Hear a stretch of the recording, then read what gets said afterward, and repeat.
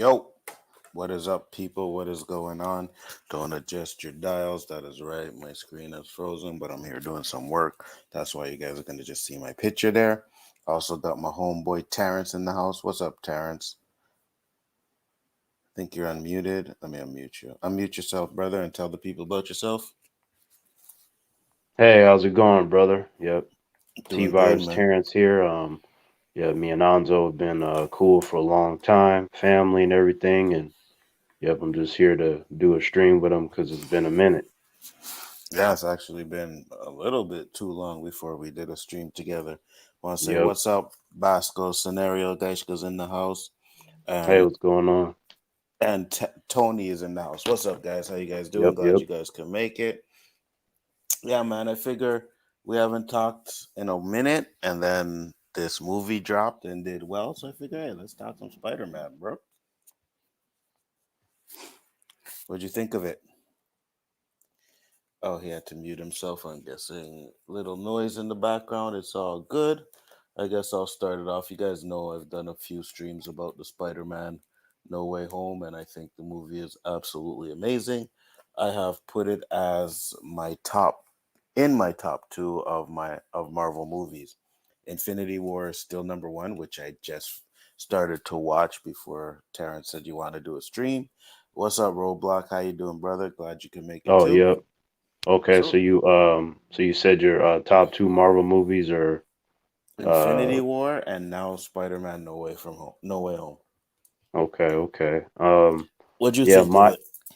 my oh, in terms of Spider-Man No Way Home, I thought it was very good.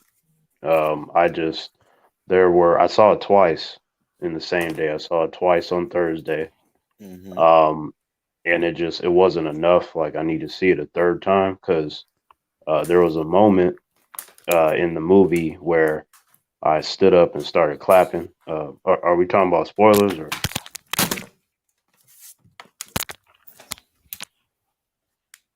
Sorry, go ahead. What was that? I said, are we talking about spoilers or stay Oh away yeah, from yeah, it? yeah, yeah. No, no spoilers. Oh, okay, Fuck that. okay. Yeah, we spoil the Yeah. shit out of this So motherfucker. like I was clapping throughout the movie because there was a lot of just epic moments.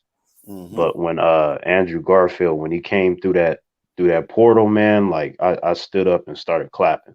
Like I was just like happy as fuck. I was like, yep, okay, so this is happening now. And So wait, you were more excited for Andrew than Toby? not so much that it was because we Okay. got Andrew first, right? Right. So when he came through the portal, it was just like my instant reaction was like, okay, now we're gonna have multiple Spider-Men in the movie. So Mm-hmm. when Mm-hmm. Toby came, it was just like kind of riding the wave because I figured that he would pop up, and it was like Gotcha. before I saw the movie, you had all these rumors and stuff, and it was like, Mm-hmm. okay, well Mm-hmm. maybe they're not gonna be in it, maybe it's just gonna be Mm-hmm. like a glimpse of them in their own universe. So once he came through, I was okay, yeah, now we talking. Like this shit is how I wanted it to be, but then uh, as the movie progressed, you realize that okay, this is not just they pop up and they get like punched back or something. Like they were in there with full dialogue, and we got to hear about what they were doing Mm-hmm. away from the movies where they had ended. Like Andrew, he got screwed over by Sony. We got to hear some story arcs with him about how he went down a dark path and he just couldn't control himself for a while. So for Right. me, when he said that, I remember just that scene where you had the three of them talking and they were trying to get him to not feel his pain. And they were talking Mm-hmm. about the mistakes that they've made. I really started feeling that. The eyes was tearing up. So I was just like, man, I was like, this is an MCU movie making Terrence tear up. I was, what the fuck is going on? Like, I felt some kind of way about that. And while one part of me was paying attention to the movie, and the other part, like I was thinking on a lot of my dark moments and stuff. And, Mm-hmm. if I'd Mm-hmm. have had, like like that moment that Tom had, man, maybe things would have gone a little bit more smoother instead of being bumpy. I feel you, brother. I feel you. I thought there were some real epic moments in this movie. That's why I liked it. bro. At one point, I was watching the movie and I was like, "Yo, if these guys don't even show up, this movie is still gonna be fire." Because I was enjoying every minute of it. Right. Right, right. Soon as Doctor Octavius popped in there, Doc Ock popped in there, I was like, "Oh man, this is fire!" And then the way Spider Man took control of his arms and shit, I was like, "Yeah, Right. man, they did this movie really good. I Yeah, really enjoyed it." yeah. Overall I enjoyed it. I had a few issues, but nothing like too crazy. It was just more of a, I wish we would have got the actual like Sinister Six because we got the Sinister Five. Mm-hmm. So I wanted to have like that full circle of villains doing their thing and like have them more work together because like how they all had like different agendas. And then Right. you had like kind of like the pairing of them. You had like two, like okay, and you had three, like all right, that sounds good. But they were more so separate while being villains and realizing Mm-hmm. what they all wanted. So I really wanted like that Sinister Six moment where six of them are like, no, we killing everybody. Fuck this shit. I thought that was gonna happen, but then it went the way that it did and it worked out. But that's the one thing that I wanted to see. So I feel you, and that's the thing. A lot of people were like, even before this movie came out, the day before, "Oh my god, I can't wait to see who that sixth villain is," and it ended up not being a sixth villain, and I was like, "Damn, Marvel, you right. made people think it was a Sinister Six, and it was not." So well done, absolutely Right. well done. And before I saw the movie, I remember talking to some of my friends, and I told them, I'm like, man, I'm like, what if there is no sixth villain? What if it's like the Sinister Five? I'm like, I don't think they'll do that, but I'm just wondering if like maybe the sixth one is not going to show up until the very end, and then that particular one is going to be like, all right, those are the five that I need to get, something like that. Mm-hmm. So turns out that that's what they did. Didn't want them to do it, but at the same time it's not like I'm upset about it. It's just more like, damn, like, it's just something about like if there would have been six of them there just posted up and then they would have been like, oh shit, there's another one now we got to fight. It's like, yeah, buddy. Yeah, that's right. There's six. I agree with you. I agree with you. But I wasn't guys, I'm not sure why Vulture was not brought in. I'm not sure why they didn't bring in another villain, but I mean, at the end of the day, I didn't think I had a problem with it. I was cool with it. You know what I mean?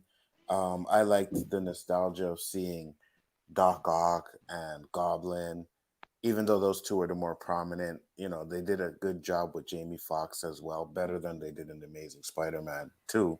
And I can't believe there's people out there that actually think that the Amazing Spider-Man 2 is better than this movie. I'm like, you are on crack if you think that. Yeah, I'm that sorry. that is absolutely ridiculous. There's no way that any version of myself, like no matter what part of the multiverse you go, there ain't a single version of Terrence that's gonna say something like that. Um, I agree with you, brother. it I mean, because when it comes to the five villains that they presented to me, Hmm. like the Green Goblin, like his performance was beyond amazing. Like if anything, it got better Facts. than what it was in the first movie. Yeah. I didn't even think that was possible, Yeah. right? And then the rest of them were cool. Doc Ock was cool. Sandman was cool. Lizard was kind of funny, and then Electro was written better Hmm. because when it came to like the Amazing Spider-Man 2, I did not like how they presented the character. And it wasn't even so much that Jamie Foxx, was the problem as much as it was that the script that they were The writing. writing.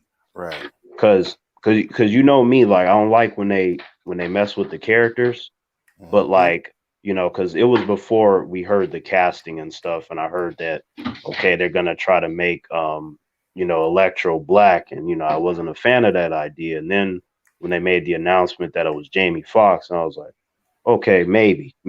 I just need to see how they do it because I do like him. So and then Hmm. I watched it, and then it was just like all that kind of stuff didn't matter because the writing was bad. And you've heard me say before, when you present ideas that are shaky or something for myself that I don't like, the best way to counteract that is to do something good. I agree. Because if you do something good, then I can forego that. I'm like, hey man, this is not necessarily how I would have done it, but at least you did a good job. So they didn't Mm-hmm. do a good job in the Amazing Spider-Man 2, but this time around, if anything, out of the five villains, Jamie Foxx's Electro had the most swag. You know what I'm saying? Like Right. like his confidence, like I felt like he was the type of villain where when you're not in the room, he's like scheming and shit. The other ones seem to be, more so silly, lost, not sure Mm-hmm. what they gonna Mm-hmm. do. There was a large sense of disappointment. But Jamie Foxx's Electro was like, oh hell yeah, I feel some energy here. I feel better. What do I need to do to get the hell out of here? You know what I mean? Like, so to me, seeing him in that context, I was like, okay, he's going to be the biggest problem then, especially if he gets an upgrade. And we saw what happened when he was handling all three of them Spider-Man at the same time. That was fucking amazing. It was really good, man. And that's what I'm saying. And one thing I did like about that is I loved the way they explained how he became white instead of being the purple color that he was. You know what I Right, mean? I think that was well done when they did right, that. I was yeah, like, okay, this makes a lot of sense. I completely understand why they did it, and I enjoyed every minute of it. So, right. And uh, and yeah, go and ahead. the the the one thing when I was watching it that I was concerned about initially was that at first, with the exception of Jamie Foxx's Electro, like once you get introduced or reintroduced to these characters in a way in this particular universe, that Hmm. after they have their initial action scene, there was a lot of silliness. Yeah. So at first I was just like, I swear to God, if the rest of this movie is going to be them acting silly and getting beat up quick, it's going to ruin this whole thing, right? Hmm. So as I kept watching it, it didn't turn into that. And if anything, there was like that, that twist we saw with how, Willem Dafoe's Green Goblin, how he was tricking him and shit. I was like, Anzo, Right. I was like, first of all, this was like I was trying to, as I was enjoying the movie, I was trying to interject my own thoughts. And I was just like, this is somewhere in here is where I would create the twist to let the audience know, like, oh, so you thought it was going to be like this, and then surprise. And it was like right when I was starting to think that, Anzo, that's when they did it. Hmm. Because I'm like, Hmm. there has to be more to this because they have to be a threat, and they can't be a threat if they're being funny and if they're lost. You know what I mean? Because then Yeah, yeah. they're not up to their full caliber, so you can beat them easily. So I'm like, something has to happen. I agree. 100%. And that's one thing that I liked about it is that William Dafoe brought it, bro. He was like fucking amazing. I think he stole the show, to be honest with you. Yeah, yeah. When he was on screen, it was like even when he had like his silly moments, it was like I still was concerned. I was like, Anzo, at any moment, like he could flip into the, murderous rage kind of thing. Hmm. And then also he has a murderous calm too. He has those two sides to his evil side. It's like Right. he could be real calm with it, and he'll even talk to you. And then he has the one where he's like done, like nah, fuck you, and just throw a bomb at your face and shit. Yeah, So exactly. the way his facial expressions were, the way like his smile, it was like it was doing it on his own in the way that he was acting. I was like, see that's what you call a seasoned actor right there, where they can make it look as though that shit is involuntary. You know what I mean? Like where the Hmm. smile comes and then the way his eyes went. I was like, how the fuck is he doing that shit? Absolutely. Like 100%. how, Aldo? I was like, he cheating. It's like, the way he was doing it, you will ordinarily see like, some sort of CGI enhancement on somebody to get it to be more pronounced. But I was like, no, that's all Willem Dafoe. If anything, like CGI enhancement would be a hindrance to cut off how good he is naturally. I agree. I agree. And a lot of people love the fact that he actually took off the mask and broke it, because a lot of people didn't like that mask from the first one. And I was like, Right. well, it is what it is. We knew what kind of movie that one was, right? That Spider-Man movie. It was more of a campy type of Spider-Man movie. So me Right. personally, I didn't really mind the mask, but yeah, a lot of people are like, "Oh yeah, he destroyed it. Thank God," because they didn't like it. So, what's up, Nate? Um, Nate, how you doing? I mean, well, for me, like the movie, the Sam Raimi trilogy, it had campiness, but it also had a lot of seriousness. Mm-hmm. And in fact, surprisingly so, considering that it's, based around Spider-Man. Like those stories were very sad and depressing, Anzo. Like it had a lot of depth to them. And I was like, in a lot of areas they was kind of dark, Right. because it was still in the early phases where like it was a little bit after you got Wesley Snipes' Blade, and then that shit was popping off, and then it was like, oh, so maybe if we do Marvel movies in this kind of tone, we'll be fine. Because they tried the other shit before for decades and it didn't work. Right. So you saw that switch, right? Then after that, we got X-Men, and there was just a certain kind of tone. But then I was okay with Spider-Man. The thing about him is that there's a lot of humor and stuff. So you got to be careful with how much seriousness you put in there. Like you're not supposed to be sad when you're watching it. At certain moments, sure, when somebody died, like Uncle Ben or something, but there was a lot of like just this dark cloud over him, and I was just like, damn, like I wasn't expecting this, but it made for good storytelling, which is why that trilogy works so well because there is a lot of depth to it, even with the campiness and how you got Green Goblin's mask. Because to me, when I saw it when I was a kid, I Mm-hmm. was like, his outfit looked like a Power Ranger, Yeah. and that was why I liked it a lot. But at the same time, I was like, well, because I was also in the horror movies a lot, so I was like, you know what? If they would have gave him more of a prosthetic kind of look, um, and I was kind of as a kid just saying like a natural look because I didn't, didn't come to my mind to say prosthetics, but just something that looked more natural, like his skin kind of turned into that. Mm-hmm. That I'm like, that would have been more terrifying, but I wasn't like, hating the look. I was like, yo, Spider-Man is fighting a Power Ranger. I'm like, I can't be mad about that. Like, that's how I felt. Yeah, because I know you already like that Power Ranger crap, anyways, right? Hey, Adzo, I know you were like, a young adult and stuff when it came out, but that Yeah. was a phenomenon, man. It was like overnight kind of shit. Like I've only seen that in ways of TVs and like TV shows. I've only Mm-hmm. seen that maybe a few times in my whole life where that shit is like instantaneous. And like even like the studio and Saban and them when they put that shit together, they weren't expecting it to be like that because they already had their stuff in Japan with like the Super Sentai and shit. And they Mm-hmm. try to do the American version of it, which is how we got Mighty Morphin Power Rangers. But that whole intro and everything, people was on it. Like the merchandise started selling fast as fuck, and it was just like, damn, like people like this shit. So then they started making more of it, and then it turned into 27 some odd seasons and stuff of it. So it's fucking crazy. Yeah, completely understand. What's up, Mike? What's up, Jedi Bill? Glad you can do it. Mike is a hater of the Toby Spider Man. How did you think Toby did in this movie? I thought he did very well. The same, like the good thing is that with the three of them, I felt like they all had very strong material.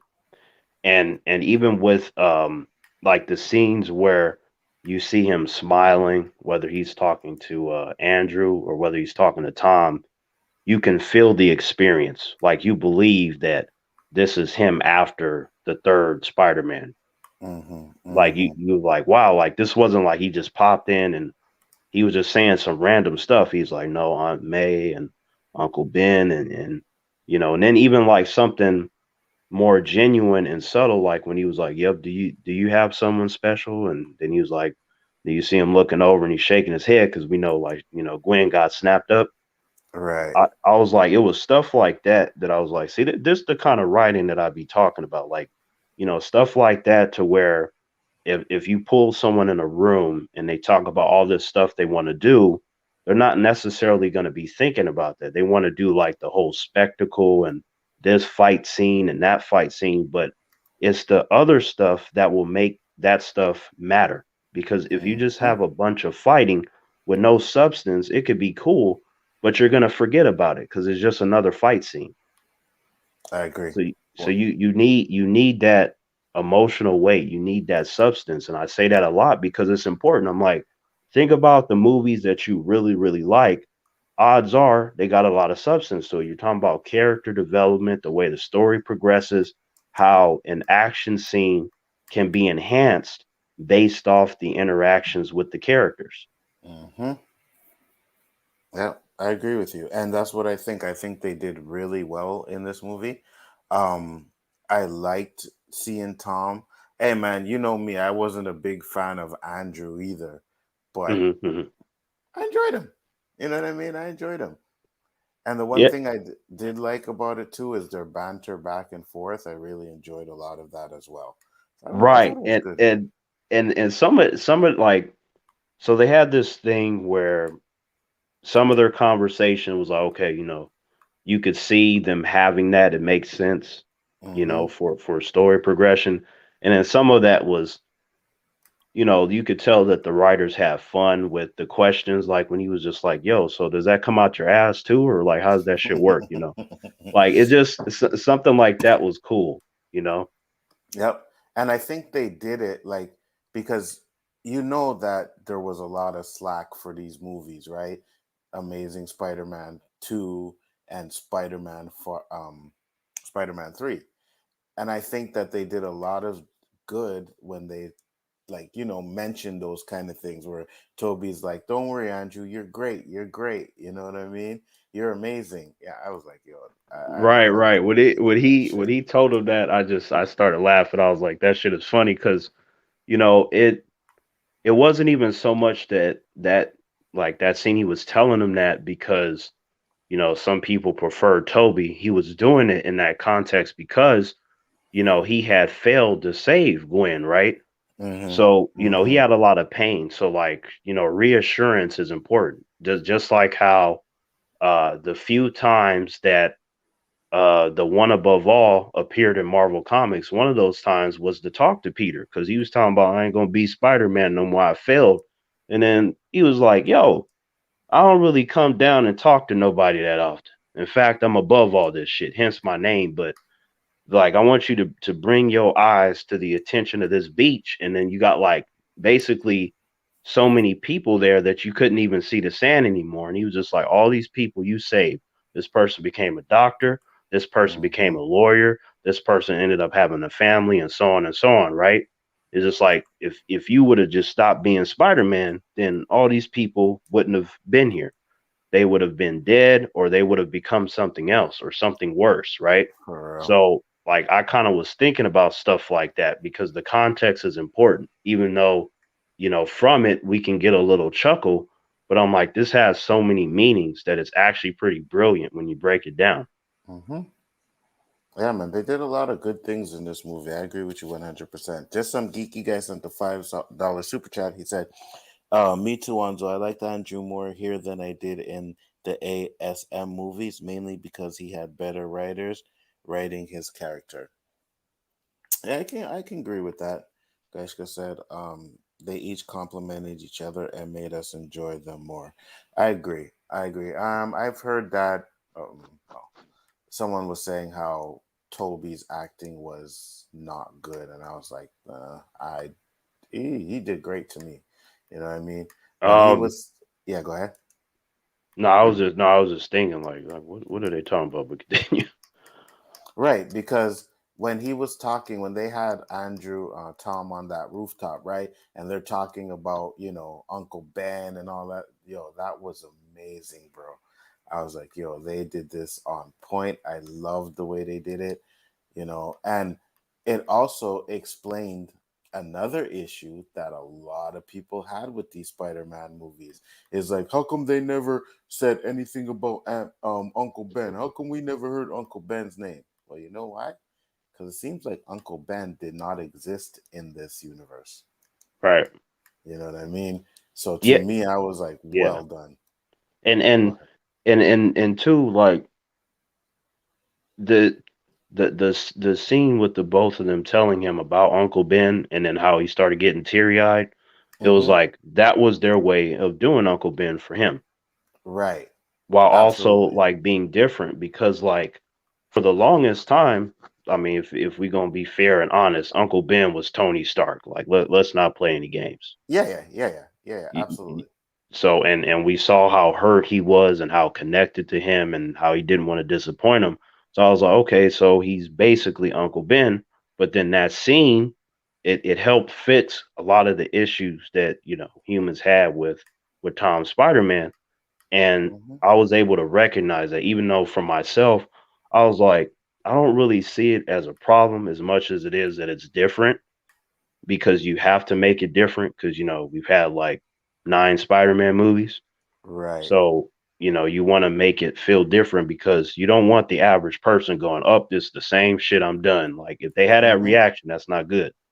So you got to have it, feeling different. And hopefully, if you have a string of movies, you can have some sort of payoff and have things wrap up intelligently to where a person can then look back on something that came before and go, you know what? I can respect that more so now because what you did here from a narrative standpoint. I agree 100%. And I wasn't a big fan of those other Spider-Man movies. I really wasn't. You know what I mean? Right. Especially 3 and Amazing Spider-Man. But when you put them in this movie and you made them relatable to me, you made them feel like better characters than they did in their own movies, I had no problem in there. Yellow does it says, "Oh shit," and then he's for fucking humans and starts laughing. Yep. What's up, Between Andrew? before this movie, uh like it's like when you look at like Toby and Andrew and then Tom, I felt that even though like I really liked the first Amazing Spider-Man a lot, Hmm. Hmm. and I was like, man, this has the potential to get greater. We saw what happened with Amazing Spider-Man 2. But it was like with Andrew Garfield's acting, I was like, his acting is really good. Like, even though I prefer, say the first Spider-Man and the second one, Toby, over his, I Hmm. felt that at a lot of points, like just his acting, aside from the story itself, I'm like his acting was stronger to me. I just like if you take that and give him something better, then I think the perception would be better. And then you kind of see a lot more of that in No Way Home. And then even to the degree where it's like, okay, well, Andrew to me, like acting wise, I thought he was the best of the three before that movie. But then when you see all three of them in the context of No Way Home, not only is Andrew Garfield just as good, he got better, but then Toby got better too. Hmm. And then Tom also like had to, tune into all of his different acting chops. He had a wide range of emotions throughout the whole journey. I was like, yep, he is acting his ass off. I was like, holy shit. I was like, you see what can happen when, not only the writing's on point, but obviously behind the scenes, they was like, look, Tom, you got a lot of fans for your Spider-Man, but people are still talking about Toby and Andrew. So what you need to do is you need to bring your A game. It's not so much about being on their level or better than them as much as it is like you need to do better than you've done before. Like pull out all the Right. stops because this movie calls for it. This is the time for you to up your game. And then if we're fortunate Peace, and Pascal. everyone responds to it, then you're gonna get your respect. And I think that's what happened. And another thing to your point is, and one thing I liked is, when they talked about these guys coming in the movie, a lot of people are like, "Oh, Andrew and Toby are gonna outshine Tom." They didn't. They did not outshine Tom in this movie. Tom put it down, bro. When Aunt May died, Yeah. and he was like, "Talk to me, please. What are you doing?" Yo, that shit was his. Yo, he put it down, bro. I can't even lie. And I've never been the one to say, "Oh, he's Iron Boy Junior and blah blah blah blah and stuff like that." I just think that his best Spider-Man role to before this movie was in Civil War, right? I think that was Right. really Right. Spider-Man in that movie. But then you get this movie, and I think all the mistakes that they made, they corrected them in this movie. Right. And sometimes they like there was a couple scenes where I was like, okay, y'all corrected it too much. I'll tell you what I mean. Like that scene Remember with Doctor Strange when he knocked him out of his body? Mm-hmm. I was like, Anzo, I don't care what kind of spider sense you have, my boy. There ain't no fucking way that Right. that shit should be overcoming his magic like that.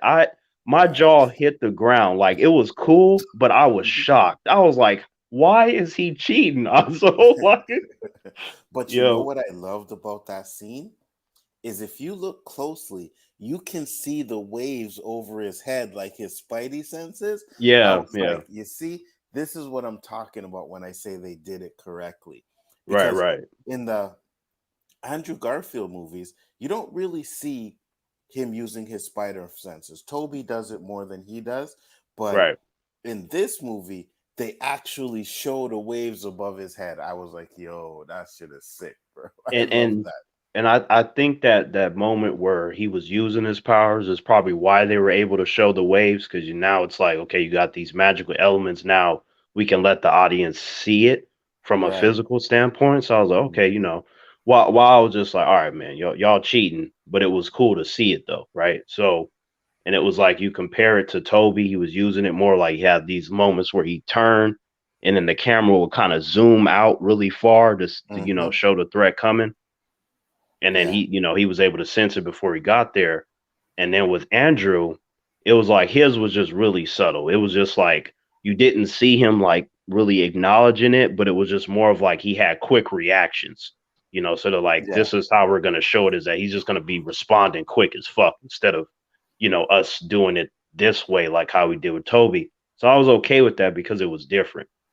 Because quick responses is the idea that you have, like, especially in fighting, like being Mhm. able to respond quickly means not only that you have good reflexes, but good senses that you can sense or predict what your opponent is going to do. So, I did at least appreciate that element with how they try to switch it up.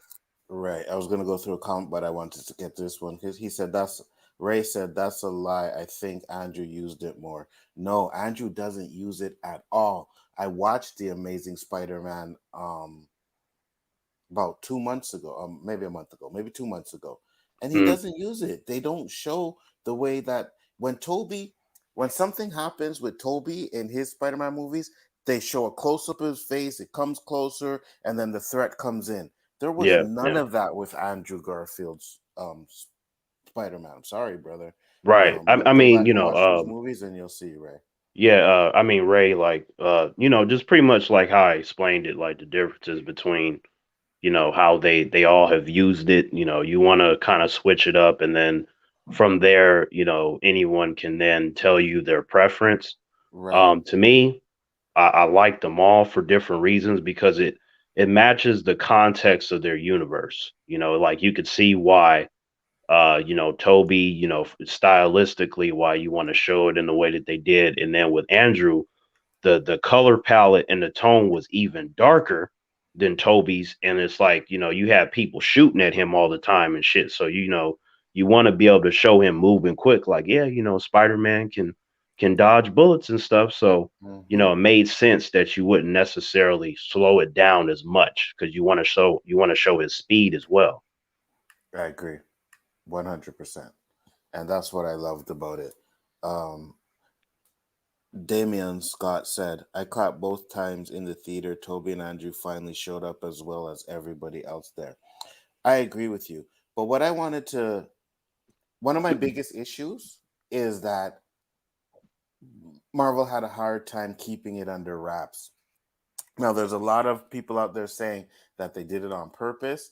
I don't 100% agree with that, but I can understand why people would think that they did do it on purpose. You know what I mean? Like, That's interesting because to me, like based off of what I know about Kevin Feige, since he is attached to the project with Sony, um, he don't like spoilers like at all. Like right. in fact, we've seen him punish actors, so to speak, just off of them saying one thing. So what I Hmm. really think that it is that you have what humans think largely, which is because it's so consistent with the leaks and the spoilers. Oh, it must be planned. They must have did it on purpose, right? Hmm. Maybe.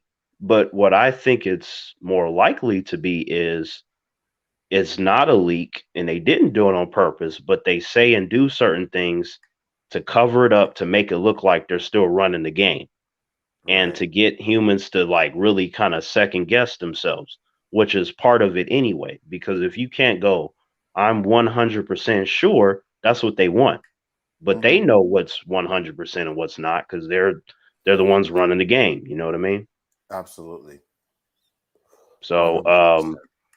they couldn't like let's go with a comparison. Okay, now regardless of how much humans want to downgrade the Arrowverse, even though that it has its problems, but there's a lot of greatness in there too.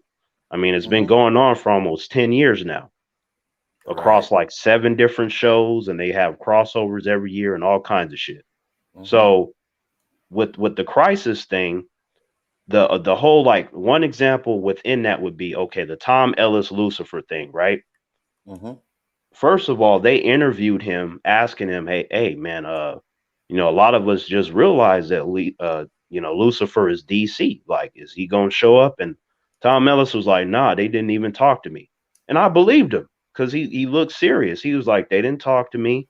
I'm doing my Netflix stuff, and I hope the crossover goes well." And nobody like brought it up again. It was just like, oh, I guess he's not going to be in there. Guess what? Mm-hmm. He showed up in there, and then that was trending. Like Right. Lucifer knows Constantine. They was able to do that.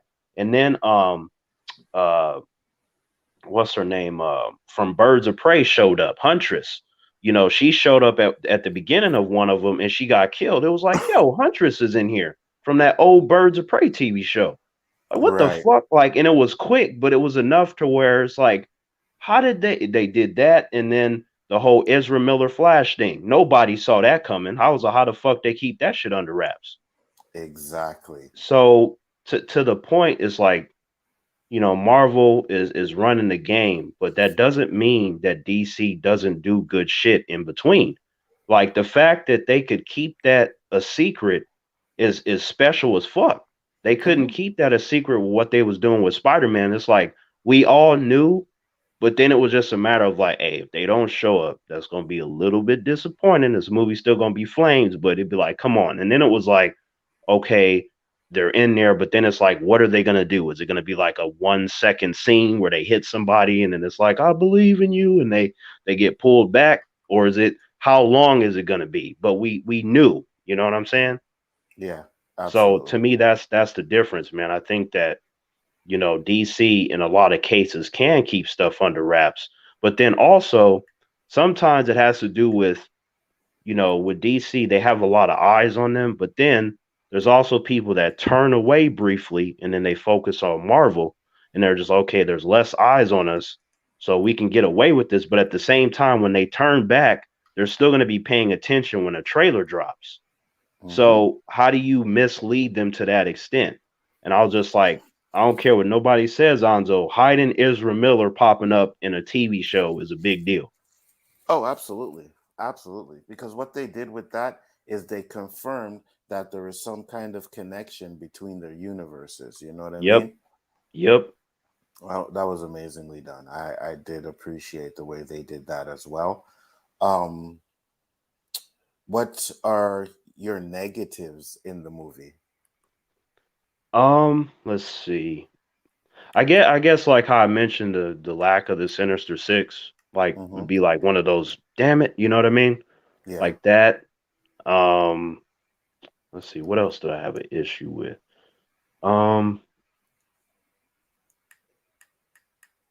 I wish they would have like just a little bit longer, like maybe another 10 minutes. You remember like how it started and everybody was like grabbing on him and shit and it looked like he was in Mm-hmm. danger. People had their phones and shit. Mm-hmm. I wanted him to sit in that a little bit longer to even to where the cops was trying to, snatch him up and incarcerate him. I wanted it to get a little bit more into that, just a little bit. I feel you, and I think that they rushed through him getting exonerated from what happened with Mysterio. I think they kind of rushed through that, Right, but right. I did like the fact that they actually I'm sorry. I did like the fact that they actually continued it from where the last movie left off. I thought that was pretty Yes, cool. yes, yeah. I was hoping they would do that because it was an intense moment. I mean, honestly, I don't even like going back to like my first little issue, about the lack of the sixth villain. I'm like, yo, why wasn't Mysterio there? He's the one that Hmm. popped it all off, Hmm. and he's part of the original team in the comics anyway. Why wasn't he there? Right. I Cause, think cause I Spider. mean, imagine Peter's face, like Mysterio's like, yeah, motherfucker, like, yeah, how does this feel? You ruined my world. First it was Tony, then it was you, and now look at all the shit I've done to you. Like it just something about that would have just been so like fucked up, and just that would have really messed with Peter too. So Right. But I think maybe Mysterio might really be dead. I think he might be dead. he might be, and I thought about that too, Anzo, because I was like, they do like to kill off their villains fast as fuck. Yeah, But that's for a a, sure. a, a part of me was like hoping, like, well, I mean, maybe he might have tricked him again, right? Like, Hmm.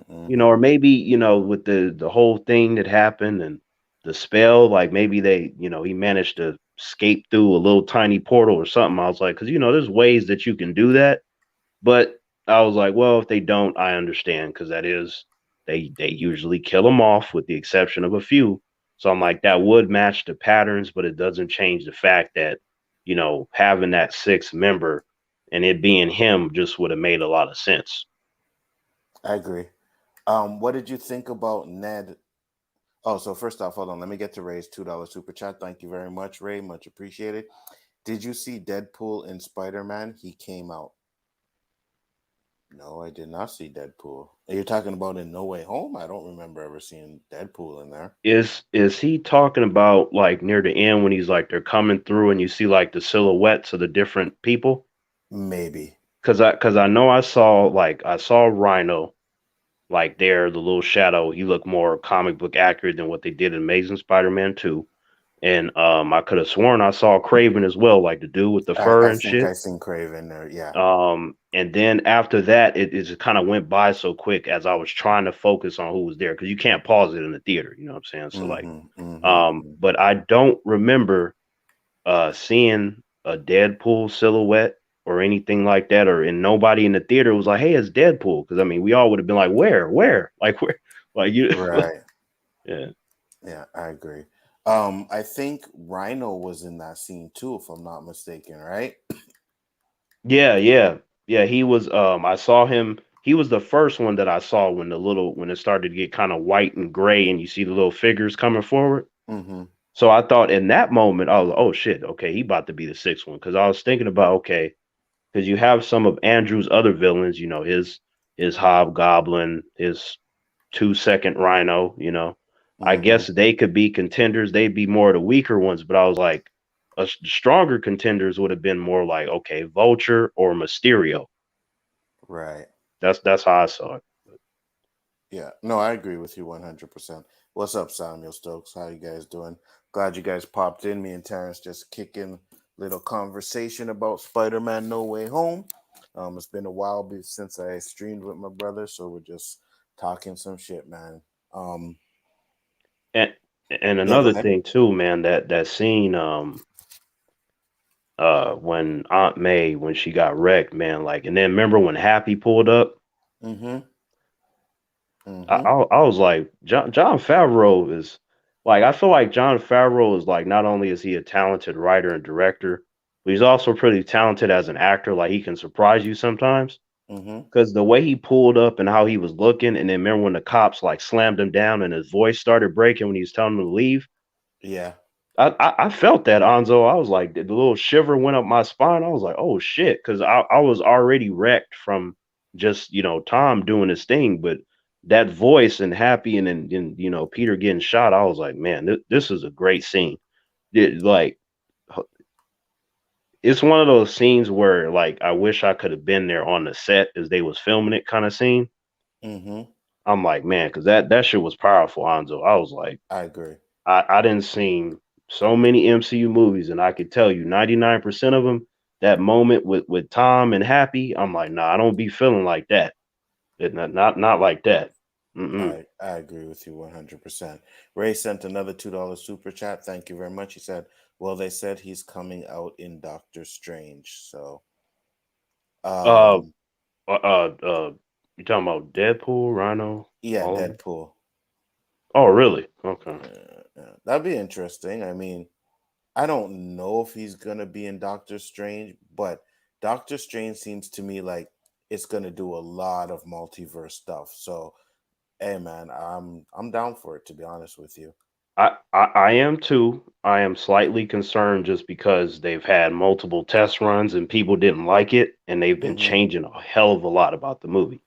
Like like beyond like the usual like reshoots, they've been Mm-hmm. reshooting it, and changing it and cutting it. And I was just like, it must be because, hence the multiverse of madness thing, right? Right. It must be because there's a whole lot of everybody, but maybe the story is too wonky. Maybe they're trying to fix the storytelling. Yeah. Yeah. Because You with so you after have seeing you No think Way they're gonna? Home, you don't want to have a sloppy movie. You know what I'm saying? I agree. So you Yeah. think there's gonna be issues with it? Um, I think there's issues now, but when we see it, maybe not. But I think it might be fair to say that I don't think it's going to be as smooth as No Way Home. Like it'll probably be a little bit more wonky, Mm-hmm. but maybe certain scenes might make up for it. Because sometimes when you have wonky or weak storytelling, maybe scenes of characters and action can overcome those like flaws. Mm-hmm. But we'll see. I mean, hopefully it's good. Like it's a legitimately good movie, and we're not talking about only that so and so showed up, but Doctor Strange himself was underwhelming in his own movie. Like I don't want to see all the other characters better than him, Scarlet Witch better than him, and him just not really shining in his own movie. That would be unfortunate for him. Like he should have his own moments in his own movie. It's his movie. Absolutely. I'll be right back. But I talk to the people. What did you think about the first end credit scene? Oh, okay, okay. Well, I thought it was interesting, the whole Eddie Brock thing. Honestly, I'm not the biggest fan of those Venom movies, like I think the second one's a little better from an entertainment standpoint, and a lot of that has to do with, Woody Harrelson's portrayal as Cletus Cassidy slash Carnage. And Tom Hardy is a good actor. I think he acts good with what he's working with, but that's not really Eddie Brock slash Venom. So I like him as an actor. I just wish he had different material. But seeing him there and then like him getting yanked, and then you see a little piece of the symbiote left behind, I Mm-hmm. found that to be interesting because it's like, where did he get yanked to? And then what does that symbiote being left behind mean? Does it mean okay, now we gonna get maybe a proper Venom in the MCU, and Sony and Kevin Feige worked out something? I mean, there's all kinds of theories that I have, but it was an interesting scene in terms of letting us know, okay, he could pop up anywhere at any moment because of what's going on. And then if he comes and goes, that little symbiote being left behind is still a way that you can tell a more comic book accurate way with the Venom Eddie Brock character. So that it was pretty fascinating. It got the kind of the juices going, and you start thinking about a lot of stuff in relation to what we've already seen Mm-hmm. with Tom Hardy's Venom, and then the stuff that's gonna come and what they might do away from him. You know what I mean? You can have two Venoms existing at the same time. And I know, technically with the multiverse, you already have a lot of everything existing at the same time, but I just mean in terms of confirmation from what we get to see.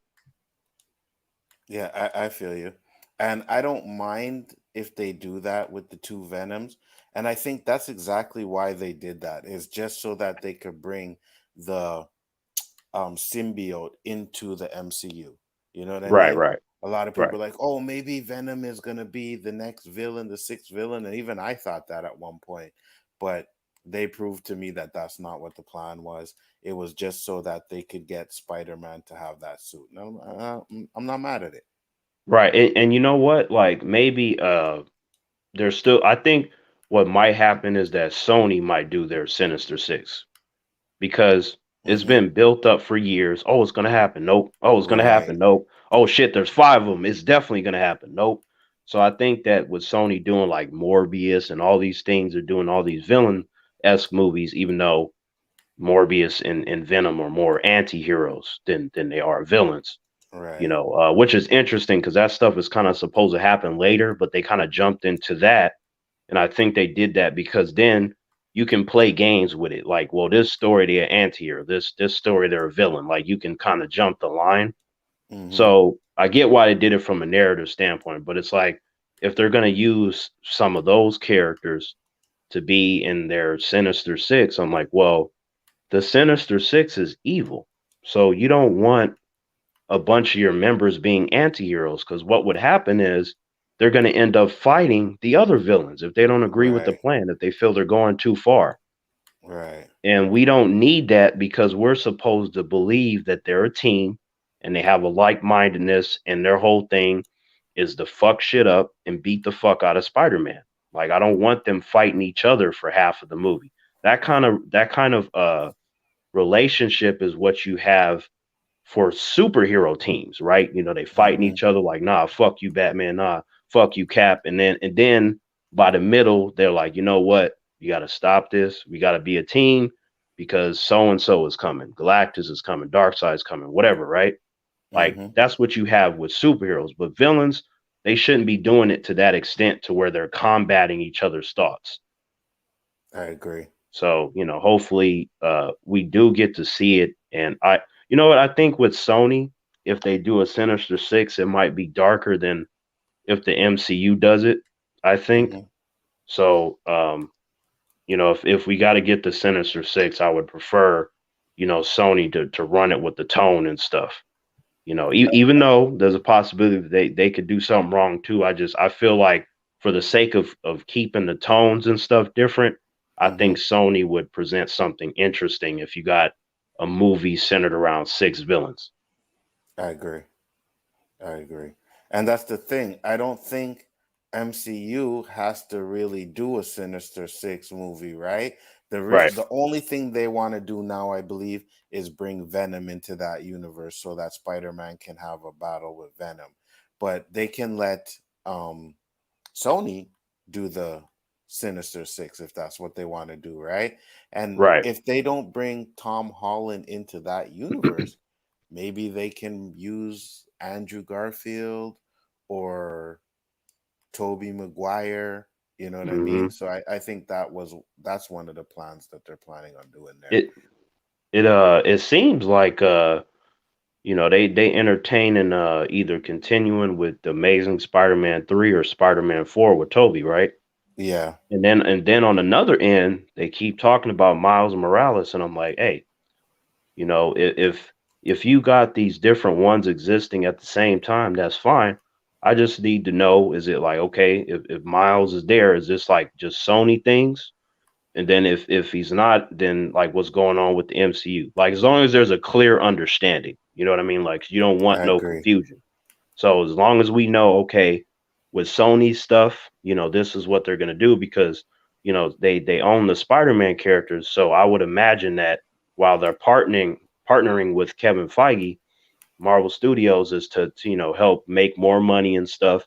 And then when it comes to ideas with particular characters that they know are popular, they're like we gonna work with these. You guys can use Hmm. these, and then if we want to do a crossover, we can. But this is what we're gonna do in our Sony verse. So I think to make it different, having Miles Morales with the Sony verse would just make more sense to really make it Right. super different. But no matter what they do, I just want it to be good.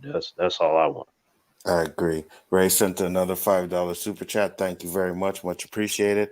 I didn't like what they did I didn't like what they did with Venom. So is that Eddie Brock not going to fight a Spider-Man?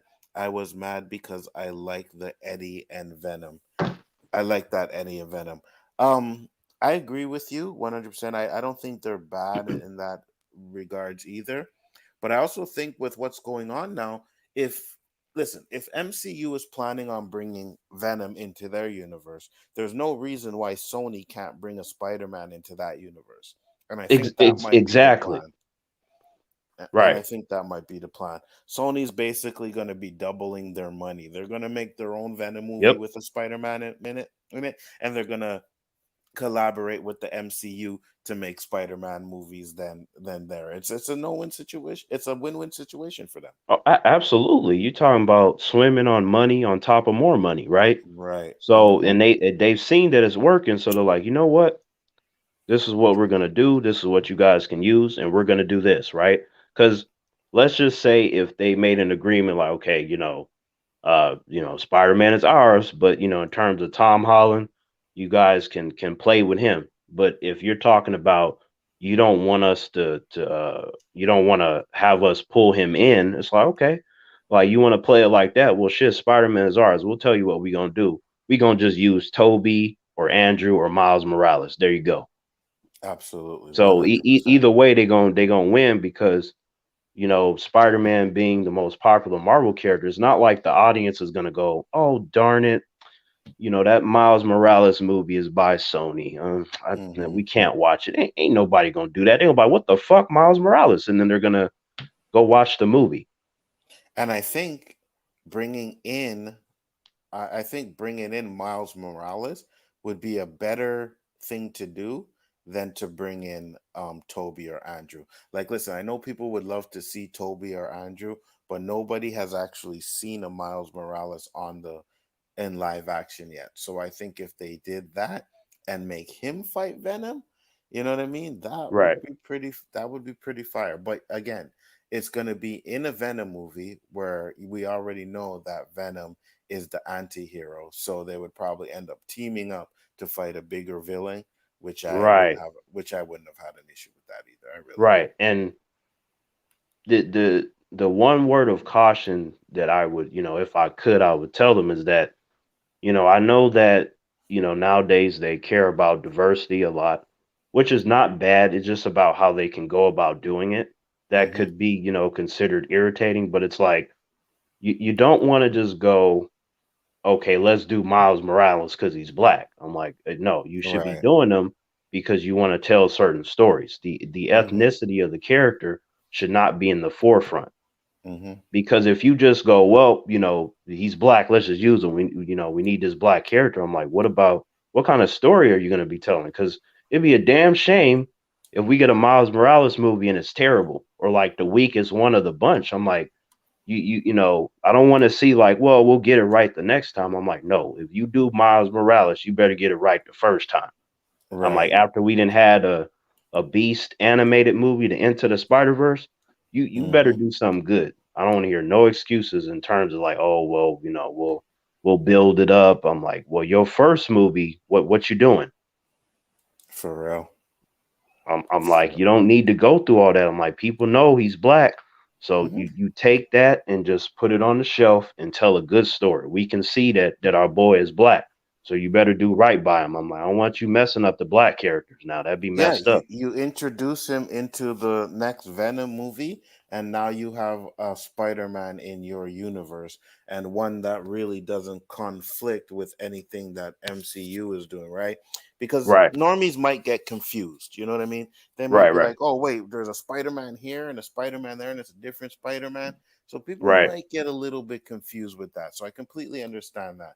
But if you right, do it like a Miles Morales, hey man, I think that works for me. right. And it would also be fresh. And it's like, I mean, like as long as you explain things, then I feel Hmm. you can do a lot of stuff. For real. Like, because imagine everybody gets what they want, but just in different ways and under different circumstances. I mean, look at what No Way Home did, right? Hmm. I mean, shit, that fed everybody, right? So like three different generations, it fed them all. Right. So with that, as long as you got the talented writers, you can do that again. And I mean, shit. Like, I lose my mind if we somehow got like Tom, Andrew, Toby, and Miles like on an adventure together. Like, man, Hey, to be honest with you, I kind of had I was like, maybe they might bring in Miles Morales in the Spider Verse. You know what I mean? Just bring yeah. him in for a split second. We don't have to like see him like, hey, look, he's in it. No, just give him like a walk by or something like that because they did mention him. Right. Yeah, yeah. I was that was the other thing I was gonna bring up too was that scene where Electro was talking to Andrew and he's like, "Damn, I'm a nobody again." He's like, "Nah, Mm-hmm. nah, Max, you're not a nobody." And he's like, "Man, you were." He's like, "You got a nice face, man. I thought like you You're helping all very those poor black. people. I thought you were black." Yeah. And Andrew was like, I'm sorry, man." He's like, it's all good." And he's like, "It's got to be a black one out there somewhere, right?" Mm-hmm. When Now in my theater, Anzo, right now the whole movie, like humans was clapping and cheering and stuff, people jumping up and down and stuff. It was interesting how during the dialogue it would get quiet and then something is said or there's an action scene and people lose their mind and they get quiet again. It's always Right. interesting to see it going back and forth. I Like agree. what are people going to cheer at the same, or is it going to be like maybe one or two people, but everybody else is quiet? It's always interesting to see how that would go. But it was Mm-hmm. like during that scene when he said that, oh, there's got to be a black one out there, man, at least 80% of the theater went crazy. For real. It was like, so I was like, cool, because you had a lot of different individuals in the crowd, right? They had their Spider-Man shirt on. There was like two dudes that came in full blown Spider-Man suits. Like I'm talking about, Mm-hmm. they spent some good coin. Like they just one of them, he had on the uh the Far From Home one. He had the Yeah. everything, and I was just like, holy shit! And then one dude, he came in dressed like Green Goblin. I was like, fuck. So they came in and people started cheering. It was like, yo, because they were part of two different groups. Like they didn't know each other, but Mm-hmm. I was like, man, you can't even plan something that good. It's like Spider Man came in with a couple people, right? Everybody's cheering and stuff. Maybe 5 minutes later, then Green Goblin comes in with another group, and it was just like this shit look like it's gonna be a scene. You know what I mean? Like Spider Man come in like, yeah, yeah. The Green Goblin's like laughing and he just gonna throw a bomb at him and shit. But it was cool to see that. So I knew that that particular theater room was full of Spider Man fans, and I could tell by the way they were reacting to things and stuff like that. It made the experience even more wholesome. So it's like um it's nothing like that, man. That's why they say like the theater experience, Mm-hmm. man. It I was agree. fucking crazy, man. And I heard some people I agree. like, like when you hear somebody like, oh no, like under their breath and stuff when they get scared. Like with Mm-hmm. man, that Aunt May scene, like the way I heard humans gasping and stuff, Lonzo, I think some humans were crying. I couldn't see their face because you see the back of people's heads, but I was like, man, people like gasping and crying, Lonzo, and yep, yep. This one I feel girl that you. was a couple seats down from me, man. Like she was like her crying was getting louder and louder. Like, cause like how at first it kind of looked like Aunt May's gonna be okay. Remember, Mm-hmm. she got hit, and then you kind of see her stand and she Right. stumbled a She little bit. gets back fights and everything. Right, Yeah. right, right. So it seemed like that girl, she kind of the sniffling, and then it seemed like she was relieved, and then when she fell, then like that girl lost it. She was crying and shit. Like yeah, I yeah. agree. But Yeah, I mean, but man, that that was a good that's moment. that's how you know the movie's on point, man. When you get all those different reactions. People with emotions and absolutely. Damien Scott said, let's go here quick. Get up there. And why don't you click on there? Okay. If Stanley was still here, he'd be happy with that 3 Spider-Men are on screen for the first time. I agree with you. Tom Holland Spider-Man doesn't have any villains of his own. They're just Tony Stark Wait, villains. Yeah, go ahead. can you still hear me, Anzo? Yeah, I can hear you. Oh, okay, okay, yeah, okay. Can you hear me? Yeah, it's kind of weird. Like it sounded like a little bit sped up, but Uh, like, okay. I think I know why. wait, say All right. something. I'm talking. Yeah, hello. Can you hear me? Yeah, yeah. Just like it's weird because it's like at one point you're fine, and then another point kind of sound like you speeding up. Because at first I Okay. thought it was me. But How do I sound now? okay, you good now. You good now. Yeah. Okay, good. So Tom Holland Spider-Man doesn't have any villains of his own. They're just Tony Stark villains. Well, that's not necessarily true. They're Tom's villains. It's just the reasons why they became villains was because of Tony Stark's. Right, right. Yeah, that's actually the best way to explain it because it's Hmm. not like they were in the Iron Man movies and they survived and now they want to kill Spider-Man. You know what Spider-Man, I'm saying? right? Yeah, Yeah, exactly. they're just when you have things that connect, then you can get that. Like even they even do that a lot, even more frequently, like in the Arrowverse. You know how Hmm. many of those villains then fought other heroes and stuff, and then they be showing up like, yeah, now it's your turn, bitch. Like you be like, oh shit, For you real. know, but that doesn't mean um or you know, any sort of connection, that doesn't mean that okay, like this is not their villain. You know what I mean? Like it's Mhm. it depends on how you write it. I think that how they wrote it for Tom is that they don't like Tony Stark, and you know their motivation is because of that. But Spider-Man gets in their way, or he's a threat, so now they have to deal with him. Exactly. Exactly. Here's one. Here's my one negative. It was during the beginning. Betty Brant said, "Go get him, Tiger or Spider." I'd rather have MJ say that. Know what I mean? Um, I hear you. I hear you. I think they should have made MJ say it. Just to, even though we know it's not Mary Jane, just to give some kind of like, yeah, Yep. it's Hello, Mads. Yep. what's up, man? How you doing? Does Toby show up in the Morbius movie? I have no idea. I do not think so. Did I super chat Yeah. already? I don't. I, you Cool. know what though, Anzo? Yeah. I from that trailer and then that clip that they released of Morbius, it looks really good, and I have a feeling that there's going to be some surprises in the movie, and then like the mid and the post credit scene is going to be amazing. I just have a feeling.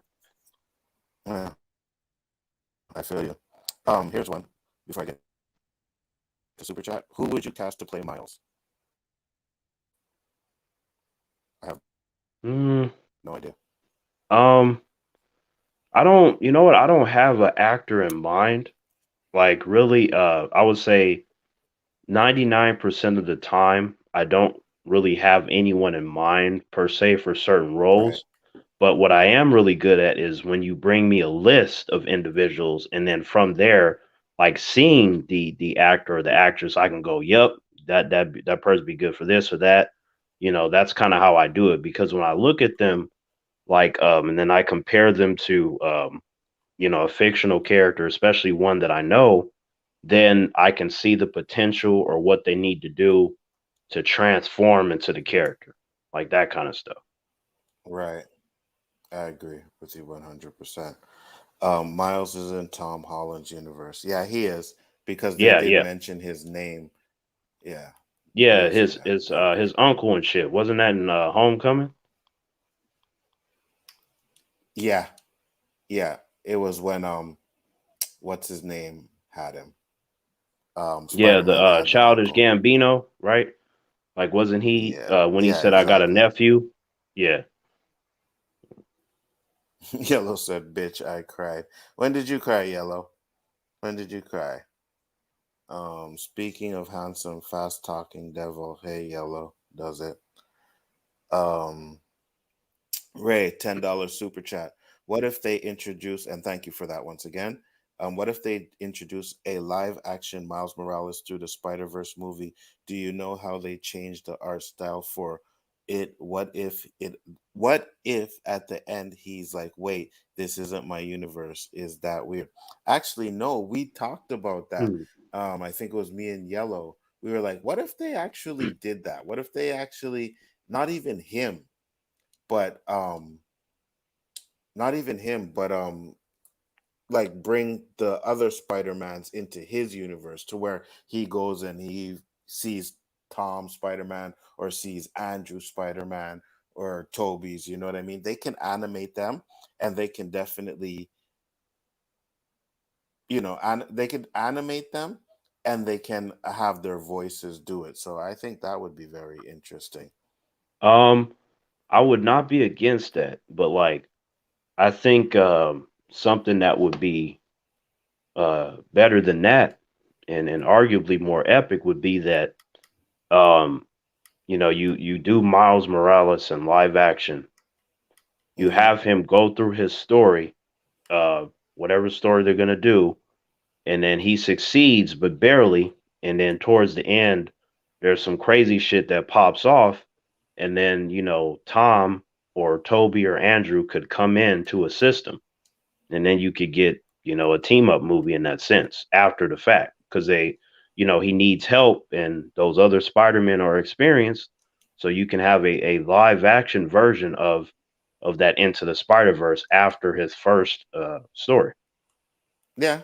Yeah, you're right. You're right.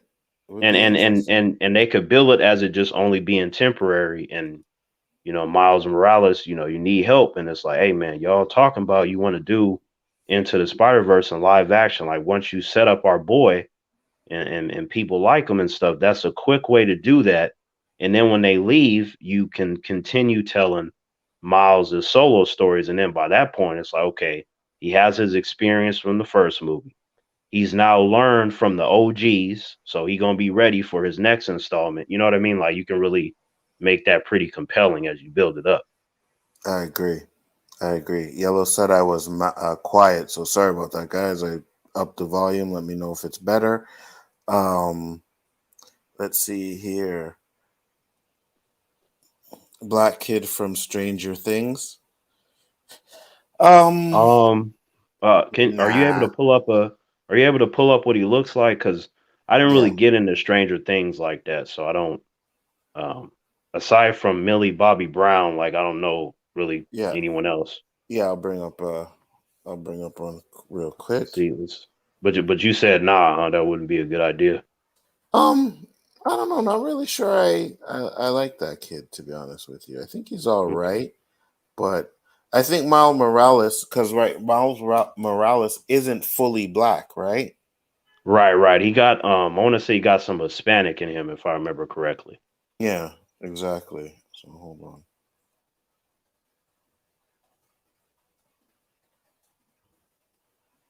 But it's like, when you look at Miles though, it's like, yeah, he black. But it's like when you read it, you find out, okay, there's some Hispanic in him and stuff like that. So that's interesting. They can explore that when you do the movie. You know what I mean? Because most Right, people don't know that because when you see him, it's like he's black, but like one of his parents is black. So when you 50% black, you still black.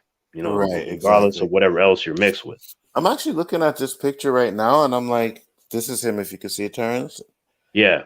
I'm like, well, maybe not too bad. I do think he could still be mixed. You know what I mean? Just the darker genes came through, I Hmm. guess.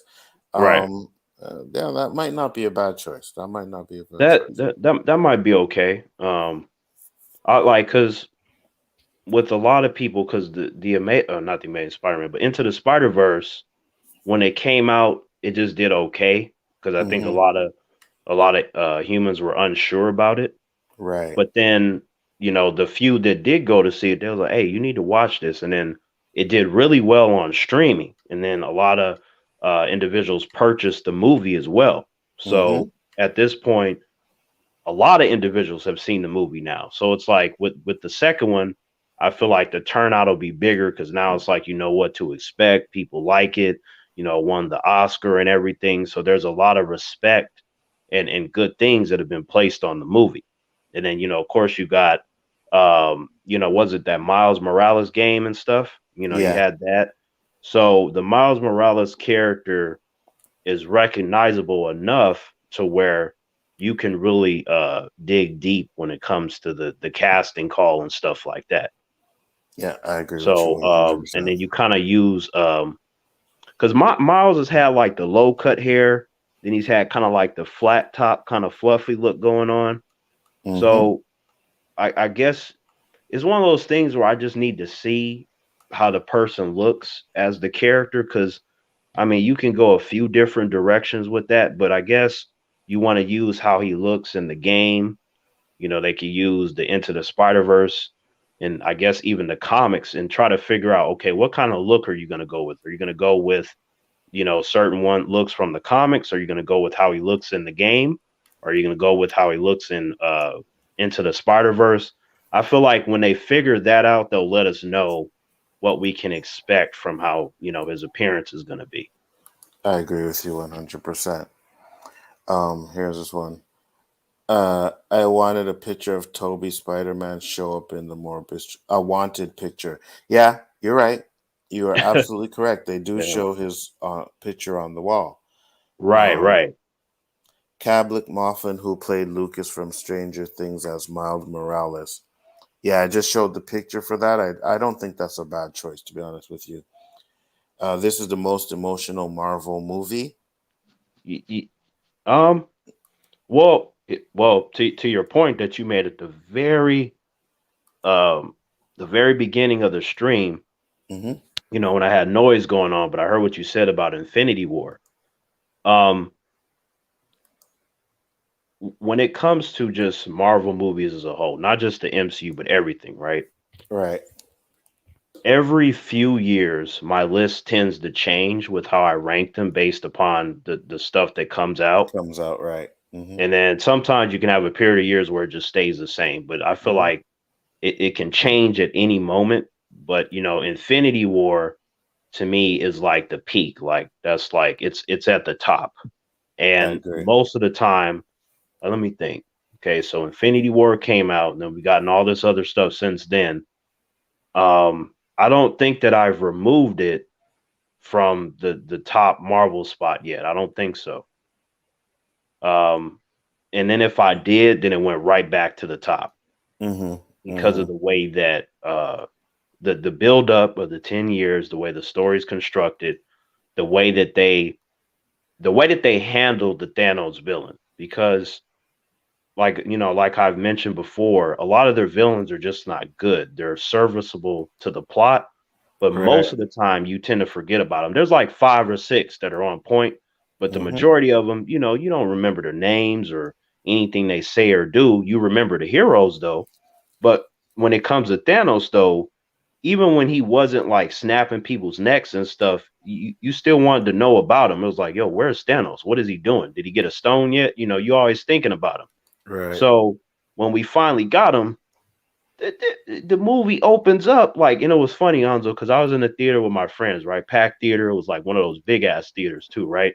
Mm-hmm. So I was telling them like right when we were like, I don't know, in the 4th, 5th preview, I was like, I'm telling you, Thanos is gonna be different from those other villains. Like this shit, like he's about to wreck these characters. I don't know if he's gonna get all the stones, but he's gonna wreck them and he's gonna get close, and then they'll probably stop him. I hope they don't kill him that fast, but if they do end up killing him, I'm telling you, he's about to wreck their shit before he dies or before they stop him. And I was like, Mm-hmm. and I think this opening is it's gonna be something that's gonna help solidify my perspective and how I think it's gonna go down. And sure enough, Asgardian's dead, Loki getting his shit wrecked, and the way he was hitting Hulk and his pressure points. My friends were just looking at me. I was like, yeah. Even though I said that, I didn't know it was gonna go like that. That was just kind of what I was hoping they would do. Mm-hmm. So it's one of those things where you have your own theory, but you're still surprised that they went that way. Yeah. And it was a slaughter, Anzo. They didn't have no chance. They was getting wrecked and stuff. Even that little thing where they was trying to pull off the glove, I was like, first of all, they gonna pull it off. He's gonna whoop him and put it back on.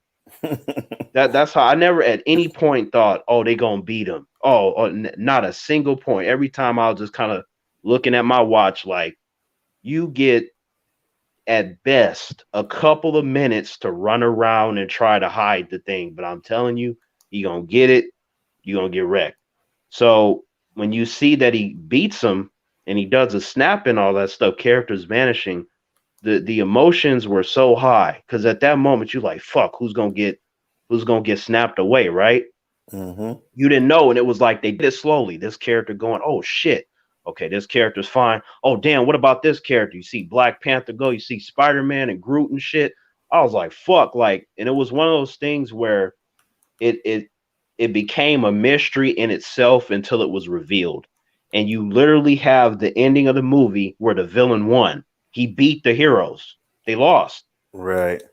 And then it showed him chilling on his farm, which I found to be interesting because in the comics that was like the end of that storyline where Adam Warlock, when he had put on the gauntlet and fixed everything and brought back everybody that Thanos killed, and he went to the future to check on Thanos to see if he needed to fuck him up in present day, like if he was going to be trying to do the same shit in the future. Mm-hmm. So he goes there and you see Thanos on his farm. He got like the suit like that he put there as a scarecrow and stuff to protect his crops. And he was basically just chilling and drinking tea. He's like, nah, I'm just trying to relax. I'm not a problem and stuff. Like he had found his center of peace. Like he was good out there by himself. And then Adam Warlock goes back to the present day, and that's when all the fucking Celestials and Eternity is waiting for him. They're like, you got 5 seconds to tell us what you intend to do with this gauntlet. And then they basically turned it into a Pez dispenser. Like they just shut down all the power. And Adam Warlock was confused. He was like, why didn't you do this shit at first? And it was like, we have to let things play out naturally. Right. And I was just like, Absolutely. that's some fucked up shit, Anzo. I'm like, what they just told the readers at the end was like, yeah, we knew this was going to happen. And a few of us had the power to stop it, especially Eternity. But it's like, nah, we good. But the point Mm-hmm. is that seeing him on that farm, man, it was an ending. He beat him. He was at peace and shit. So Right. to me, the writing and the emotion for that was really high. So I still would put that over No Way Home in terms of storytelling, even though the storytelling for No Way Home did right by so many Spider-Man and so many Spider-Man related characters. It really came full circle and was a treat for Spider-Man fans, especially those that have seen all the movies, whether they watched cartoons, read comics. It was something that Spider-Man fans as a whole could celebrate. It was an achievement. It felt like an event, Mm-hmm. just like Infinity War was an event. But the execution of Infinity War and the surprise of literally having the villain wreck house, slaughter these characters, and then win, like you nobody saw it coming like that. Not even me, to that extent. For real. So Danny's in the house. Danny said, "No Way Home, #2 MCU movie at present date." Yeah, hey, I what's agree going with on, you. Danny? Michael Keaton reprising his role as the Vulture is in the new Morbius movie as well. That is correct. Right, Well, he's right. in the trailer, or was it the trailer, or is it after Yeah, when he credit? when he said what's going on, Doc, and he looked at him. Right, right. So, Um okay, that's another thing, Anzo, that's tripping me up. When we see Morbius, we will be able to, we're going to find out just exactly where in the timeline and where he's supposed to be. hmm And then it's like, once we get that answer, then we have to wait till the movie ends to see where he ends up or if he stays wherever he is. right. So, Yeah, I agree with you. That should be Spider-Man, the Amazing Spider-Man 3 introducing Miles in Andrew's universe. Yeah, I know you guys would like that, but fuck that shit. I want him in Toby's universe. Yeah, black and Puerto Rican yeah, yeah. humans. I fucking hate it. He's laughing. Um, I'm less concerned if the actor has the right blend as I do if he can actually act. Yeah, I can agree with that. I can agree with that. You know Well, what I I mean? But mean, yeah, go ahead. you honestly, you would want everything to be on point, right? Because, you know, I mean, everybody knows there's not that many like black characters. So to me, I feel like you should make sure that they're on point because you're not necessarily going to get the same amount of chances. So you don't want to squander it. You want to make sure everything's on point. The way the actor looks, the blend of the ethnicities, the background, and if anything, try to improve Miles Morales' storylines, because when he first started, it was just all right. You know what I'm saying? Like, this would be the time where you can do better than the earlier comics. Help elevate and even complement the character. Absolutely.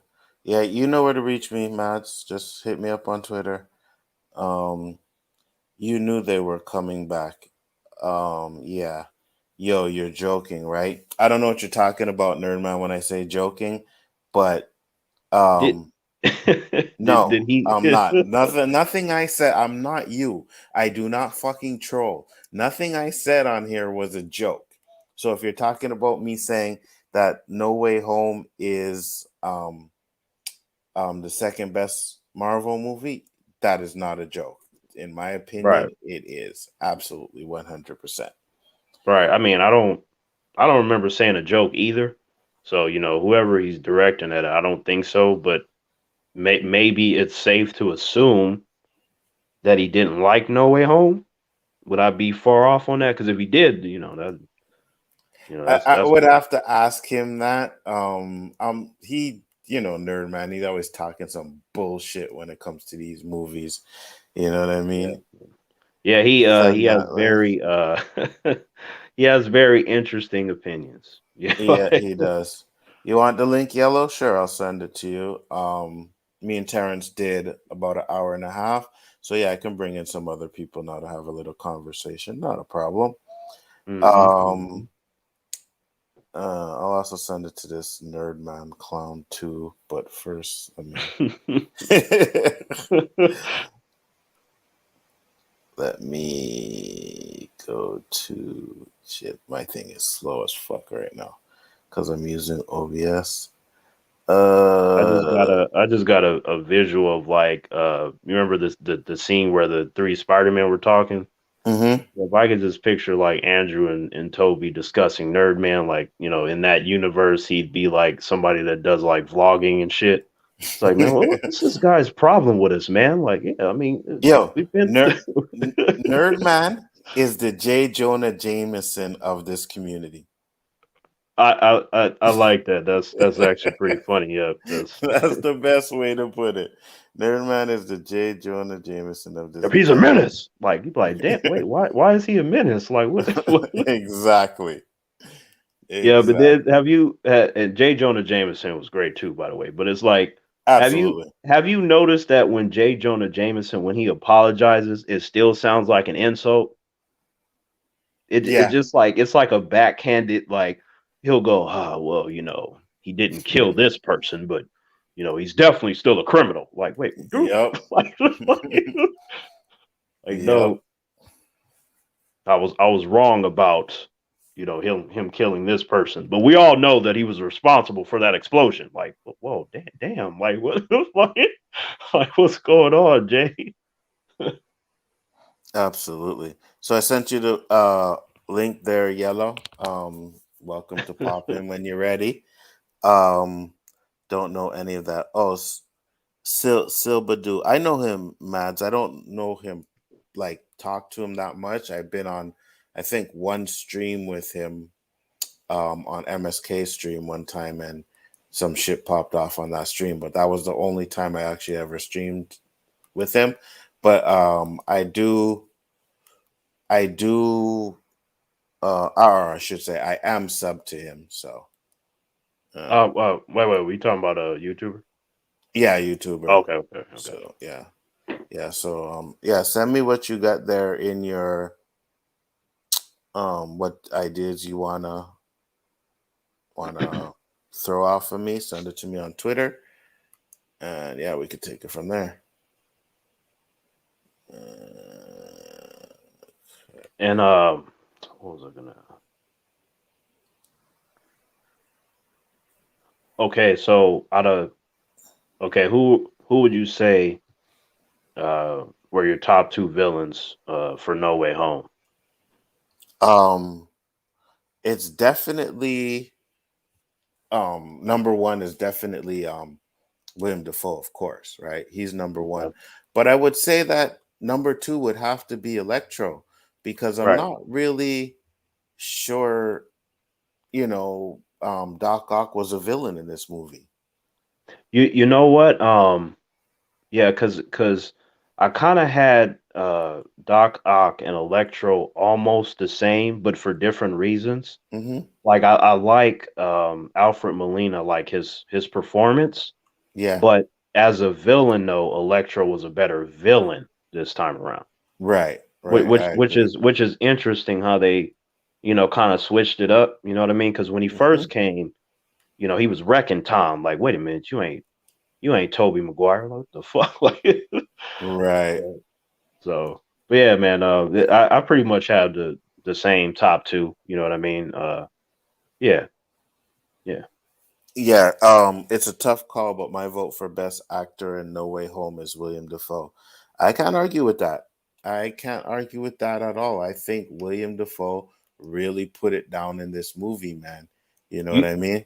the weakest one though. Even though I didn't have a problem with it, the weakest one would be Lizard. Like, I'm just saying. Yeah, He yeah, I agree. I agree. And I think that's everybody's sentiment on that, that the weakest one was Lizard.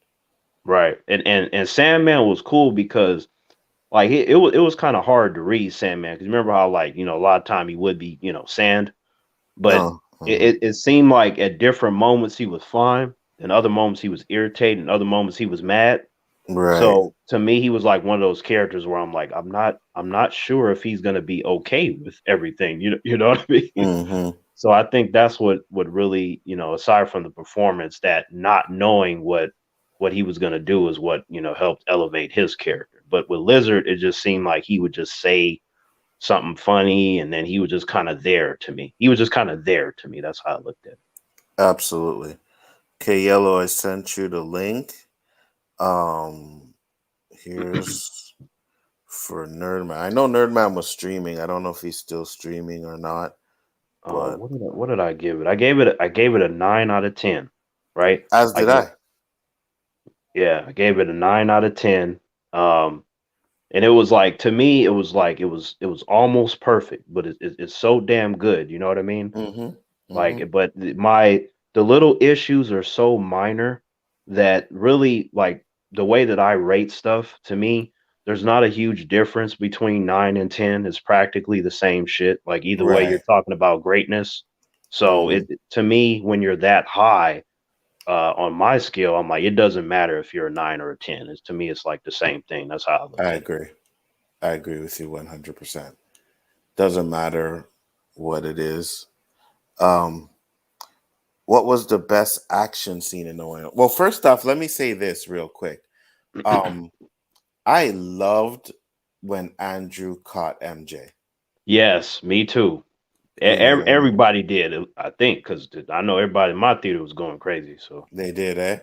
yeah, they like, because that was something I told my friends. I was like, look, I am telling you that Andrew Garfield is gonna catch her ass because he didn't do it in it with Gwen.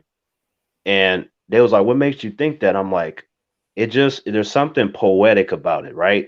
Mm-hmm. And if I were in charge of that scene, that's how I would write it. So I'm just like, I can't be the only one that thinks that that would be poetic. And that's what they did. Because I'm like, if he doesn't do that, somebody's gonna save her. I'm like, I don't think, they're gonna snap up Zendaya. It's like, For real. if they did, that would have been one of the biggest reactions, because everybody's like, she'll be fine, she'll be fine. So for her to not be fine, you know what I mean? Like, that'd be like, oh shit. Absolutely. Cassidy. What's up, brother? Oh shit. uh, uh, that's funny. Yeah, but how you doing, man? I'm chilling, human. How you feel? You chilling though? I'm cool, man. I'm cool. That's what's Yeah. up, human. What's going on, brother? What you saying? I'm chilling, man. How you feel? Yo, I was just gonna let y'all keep riding, man. You feel what I'm saying? And just jump in, in between where I could get in, where I fit in and shit. Cause Well, you as you guys, know, we talking about this shit for hours. I love this shit, man, and I yeah, love where the MCU is going moving forward. So you guys keep it Mm-hmm. going for a minute. I gotta run in the kitchen for a real fast. So you guys talk about it, man. word, All man. right. Yo, Yeah. T, I don't know if you covered this or not, man, or if y'all talked about it yet. I've been in and out the stream and shit, but like, where do you think what do you think the next big bad for the MCU, a Thanos style villain, where do you think that's gonna come from, or even if they're gonna do that again? I've been going back and forth on Doctor Doom and Galactus, Yeah, and then out of the two, the Doctor Doom would be one of the rare villains where we see him around for a long time. Like, he'll deal with the Fantastic Four, but he's had a habit of fighting pretty much all the Marvel characters. So I think that on would be multiple cool for occasions. him to kind of, go through. We see him at different movies just wrecking house, and we got to figure out what he's trying to do, his ultimate goal. And then like Galactus could be that looming threat. Like only so many individuals know about him, but he's coming. He's gonna make his way to Earth. So I was kind of going back and forth on those two. So if you do that, if you pick, let's say you do Doom, right? Mm, And we already got kind of the makings for Galactus to show up, right? Because I heard a theory the other day. I can't remember who said it, but there was a theory that maybe Galactus and the Celestials are adversarial with each other in the MCU. You know what I'm right. saying? We have kind of a way for Galactus to show up, but we'll put that on the back burner. With Doctor Doom, if Doctor Doom is going to be the big bad, do you wait until Fantastic Four to introduce him, or do you introduce him before Fantastic Four? That's a good Because we question. know Fantastic Four coming. Right, right, right. Honestly, I'd be cool either way. Like if you show him beforehand and like say something small, like maybe him establishing his position in Latveria, Hmm. you could do it different ways. Like then the Hmm. audience is like, oh shit, so he's already here. So it's Right. like in a way the audience would be like, okay, Fantastic Four is coming, like you said. So is he gonna be fully introduced in that sense as a villain? Like you have people guessing like when and where he's gonna pop up. Yeah, So yeah. I'm Well, really good either mostly way. just the nerds, though. Mostly just those Yeah. of us who are like, fans and we know more about the world. Me, y'all knowing it more than me and shit. But like those of us who Right. are familiar with the relationships between Doctor Doom, Fantastic Four, Silver Surfer, Galactus, like all of these things, we Right. would be like, oh wait, where is he at? Where is he at? But Right. regular motherfuckers, they don't know nothing from nothing, and those are the motherfuckers Right. that they make these movies for. You know what I'm saying? Because those are the ones who get Right. them all the money. So I Right. wonder. If they do that thing where they show him here and there, it will let the average person know that this is an important character. Right, You know what right, I where he mean? And pops you up, you kind of like how they did Thanos.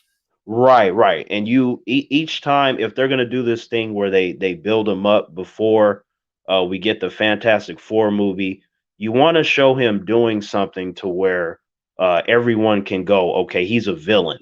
You don't want him to leave it too much left in mystery. Maybe at first, but you want to make that intensity come to where when he drops, when the average person see him, they know, okay, that no, this dude is a problem. Holy shit, like the Fantastic Four got to fight him Yeah, and this and that. it's big shit. Yeah, Yeah, yeah. And then maybe he even succeeds in the Fantastic Four movie, going on to whatever the fuck Avengers 5 is gonna look like. right. That's actually what I was thinking about too. Like you could tease him, have him doing stuff. You're like, damn, this dude is a problem, and Yep. show his intellect as well. Like he's smart as fuck, right? One of the smartest individuals in the Marvel universe, like that rivals Reed Richards. So you want to show that too. Like, okay, this not a dude that just got power. Like he can outthink your ass too, and that's a problem. So if he beats the Fantastic Four, then it would make sense to where we could see that team, trying to reach out to other heroes. Like, hey, we already dealt with this dude. We need to work together. He's a problem. And this is how Yeah, you for can real. have him going on and on is that, you need more individuals to deal with him. He's that much of a threat. Yeah, I like it, man. I like it. But Aubrey James bring up a good question, or not really a question. Aubrey James make a statement, right? He talking about now Kang is the next guy, and it looks like Kang is the next guy. Yeah, yeah, Or yeah, yeah, yeah. That's true. It's like now, uh Kang, because he's a time traveler and stuff, there's so much you could do with that, but that doesn't mean he has to be the only one. You know what I mean? yeah, Because yeah, at and some that's the point, thought that yeah, I had when, like, yeah, I think about what the future of the MCU looked like. It looked to me, it looks like we did the big bad who everybody has to fight. To me, it looks like you split everybody up. You have your right. mystic villains who the mystical motherfuckers had to fight. You have your space Mm-hmm. villains who the space, you know what I'm saying? And then you have your tech bros or whatever. Like that's what I think you do. You split them up and then have people have to fight multi-pronged battles, you know what I mean, across a Right, few different movies that all right, end up like kind of leading to one big event thing that happens, right? That, right. but I don't. That might be too complicated. That's something you could easily do in comic books, but I don't know if it translates to movies that well. Well, I mean, I do like the way you explained it. You can definitely do that. If anything, I mean, shit, like do something crazy, like have Kang do his thing, and we have Doctor Doom in the background. Like that's the thing with Doctor Doom. Like in the comics, he's not only been in the background, but he's been in the forefront. The way Yeah, that you can bring him to the forefront, I mean, shit, have him wreck Kang or something. Like, like have him establish more power. You can do something cool like that, having another villain take out another villain. Like, y'all thought that he was a problem, and he was, but this is Doctor Doom right here. He's yeah, worse. And that's one of that's my yeah. favorite ways that like anime and video games show us who the real bad guy is. They just show up and stomp out the bad guy that you was having trouble with. Like you just Right. like, damn, bro, I had to grind 20 levels to fight this man, and you just gonna show up and step on him, son. This is crazy. I love that shit. Right, right. And the audience, they might see that and go, "Well, nah, we seen Kang. Kang will be fine." And then what if Right, right, Kang is right. not fine? You know what I mean? Well, I'm Kane could like, always come damn. back too, right? Because he's Yeah, fucking there's that's a that's true as billion of well. him running around, so he can. It could always be a new one that just shows up. Like, Right, not right. this And time, bitch. and and that's good that you brought that up because when you stump him out, you could have another one from a different timeline. And there's so many different Kangs to where most of them they get along with each other, but some of them got different ideals with how they want to do things. That can also play into it. So if you decide to stump out one of the Kangs that we've been seeing pop up here and there, you can always bring them back later. And maybe the one that comes back later is learning from the mistakes of the other ones. Like, you know what? That last one got stumped out by Dr. Doom. I'm not Right, trying to have exactly. that happen to me. Yeah, You know what I mean? yeah. I Yeah. watched the last movie, motherfucker. Yeah, yeah, Ah, exactly. that's funny. He was like, "Yep, I saw that. Yep, nope, that ain't happened to That's me. That funny. looked painful. It was so painful that I felt the twitch in my arm. I'm not trying to feel the whole thing." Facts. Fact, yo, shout out to the people in the chat, man, talking that talk, man. Aubrey said Dr. Doom will be a Loki kind of villain. I don't know about that. He could be in the MCU. He very well could be. We know the MCU don't use their villains very well. So that Right, could be the case. That would be one of the best ways, I think, that we've seen them use a villain to use a right. person like, or that's one of the best ways we've seen them use a villain to use a person like Dr. Doom, because we don't want him to be one and done like everybody else. So even if he shows up No, no, and right. Doom has a history of like kind of anti-hero or anti-villain and whatever you want to call it. Like he's the bad guy, but sometimes he works together with the people against a bigger He problem, he right? So he does. And the thing that they could show too is that when he works with the heroes, it's not because he's good as much as it is that there's something he can get out of it. It was the same thing that he's done in many storylines, including the Infinity War storyline. He wanted the gauntlet for himself. That was right, why he was helping those that remain. that So was the whole you, reason. Yep. right, right. So you want to have that kind of savagery in there to where when the characters see him, they're like, "Oh, okay, yep, we see you, Doom. Like you turn over a new leaf." But us, the audience, we like, nah, no, no, he is not turned over a new leaf. Right. Right. Yeah. And you know what though? Like one thing that a lot of individuals don't know is that he does have a kind side, but there's a catch to it. It's usually just for his people of Latveria, Yeah. like to the Yeah. Yeah. degree where it's like you could say, okay, he loves these people to the degree where he be killing motherfuckers. Like if he so much as see you bat a wrong eye at one of his people, he'll just haul off and grab you by the neck and disintegrate you, kind of shit. Like he Yeah. he don't play. So that Yeah. That's like my guy. yeah, That's my that guy. Mads out here said, make the intensity come and come. Tease him. What kind of movie y'all talking about again? Mads, you nasty. Yo, the widow in the chat said, "Hey Anzo, hey Master, salute to the widow, man. Appreciate you coming through here all the time. I'm sure Anzo appreciates it too and all that."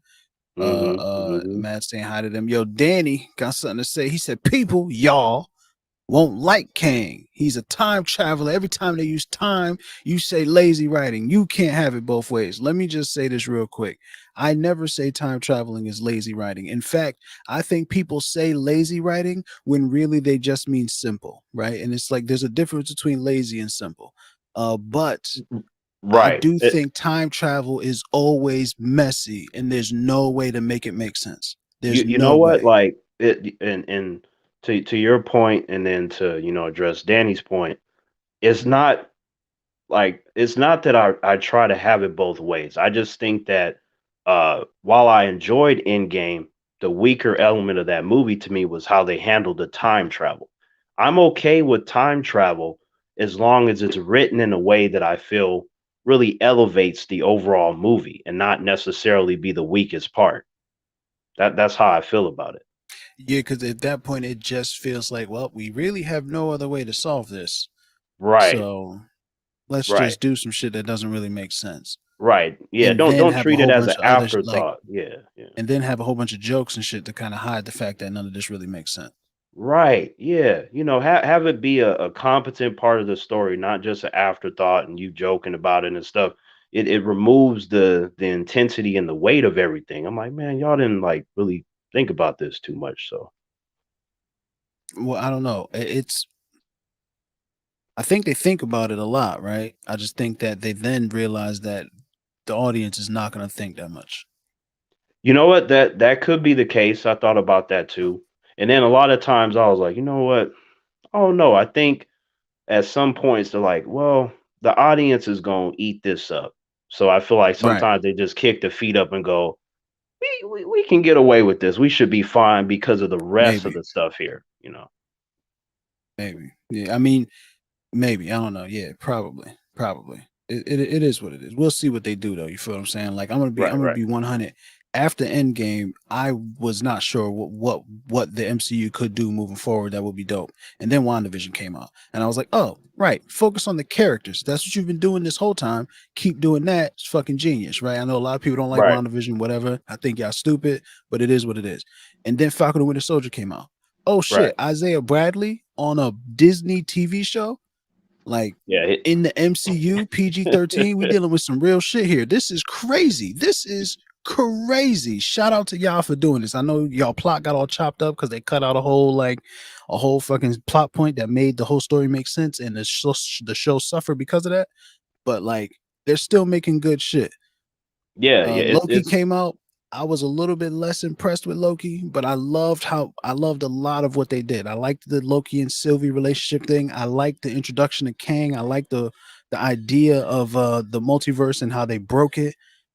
I yeah, didn't like they ended that series with a 20-minute conversation where our heroes were just sitting in chairs. I was like, all right, this is like, how do you do this? This is like a mistake. You know what I'm yeah. saying? I mean, when But it it comes to changed those, the world. It changed the universe, and that shit is like dope. to me, like when it comes to those Marvel Disney Plus shows, I feel like, through them all, they're a collection of moments, is how I feel. I don't really dislike any of them, and certain ones I like more than others, but I feel like each one has a bunch of moments that are cool that you could see playing out into future films. So like Yep. when it came to Endgame, I never thought, okay, like they're done, they can't do anymore. Because I'm coming at it from a comic book perspective. I'm like, there's all kinds of shit you can do. You just have to figure out a way to get individuals to continue to care, and not really feel like, okay, it's done because we got this particular event. I'm like, there's all kinds of villains you could do, all kinds of heroes, build up your characters and just move forward. Yeah, but Storytelling like that's is the easy to typical say, point. right? That's like you I'm just back. said that. Like that's easy to say, but that's not that shit doesn't turn into an entertaining movie. You feel what I'm saying? That shit doesn't turn into storylines that span across different movies that have characters coming in and out of the different movies and playing a role or not playing a role or setting up something else. Like it's a lot of shit that you could do. And when I read comic books, right? Yeah, They do a lot of the same shit over and over and over again. You know what I'm they saying? do. And we just Yeah. like, but we love it because like we just get more and more and more. You can't do that shit in movies like that. Right. You know what I'm That saying? that's Like why the that's why MCU it's is important suffering to have because good they keep doing the storytelling. same You got shit to have over them and over again. writers. You got to have them good writers, man. You got to. Real quick, Ray sent a $2 super chat. Said William Dafoe or Joker. What does that mean? That's what I'm trying to figure out. Do you mean, and if you're saying Joker, which Joker too as well, right? But I didn't really like that Joker movie, the Joker movie itself. So if you know what Nah, you, that movie's great, man. I That didn't like movie's it. great. You couldn't, It's you not a couldn't, comic book movie. right? It's the motherfucker People, sprinkled some comic book over a movie. Danny said PPR won't like Kang. He is a time traveler. Every time they use time, you say lazy writing. You can't have it both ways. Oh Ooh, yeah, yeah. Danny's Me coming and with some Yellow. fire. Yeah, myself and Yellow, we kind of addressed that Okay, line you one guys were time. addressing Yeah. the comments. Oh, thank you guys. You guys are on point. Appreciate it. I had to go put dinner on and shit. You know what I mean? So. Oh yeah, no Then worries. he came with a motherfucking some fire. Then he came with a firecracker. Hmm. He thought he made a point. he just What, he was it fucked dud? up. Were He's you talking saying to it the was a wrong dud? crowd. He got to talk to. He got to talk. He got to go in Nerdman Nerd stream with man's that chat, bullshit. right? Uh, Man all said them that niggas who don't was watch the movie but then have all kinds of opinions about it. Right, facts. right, right.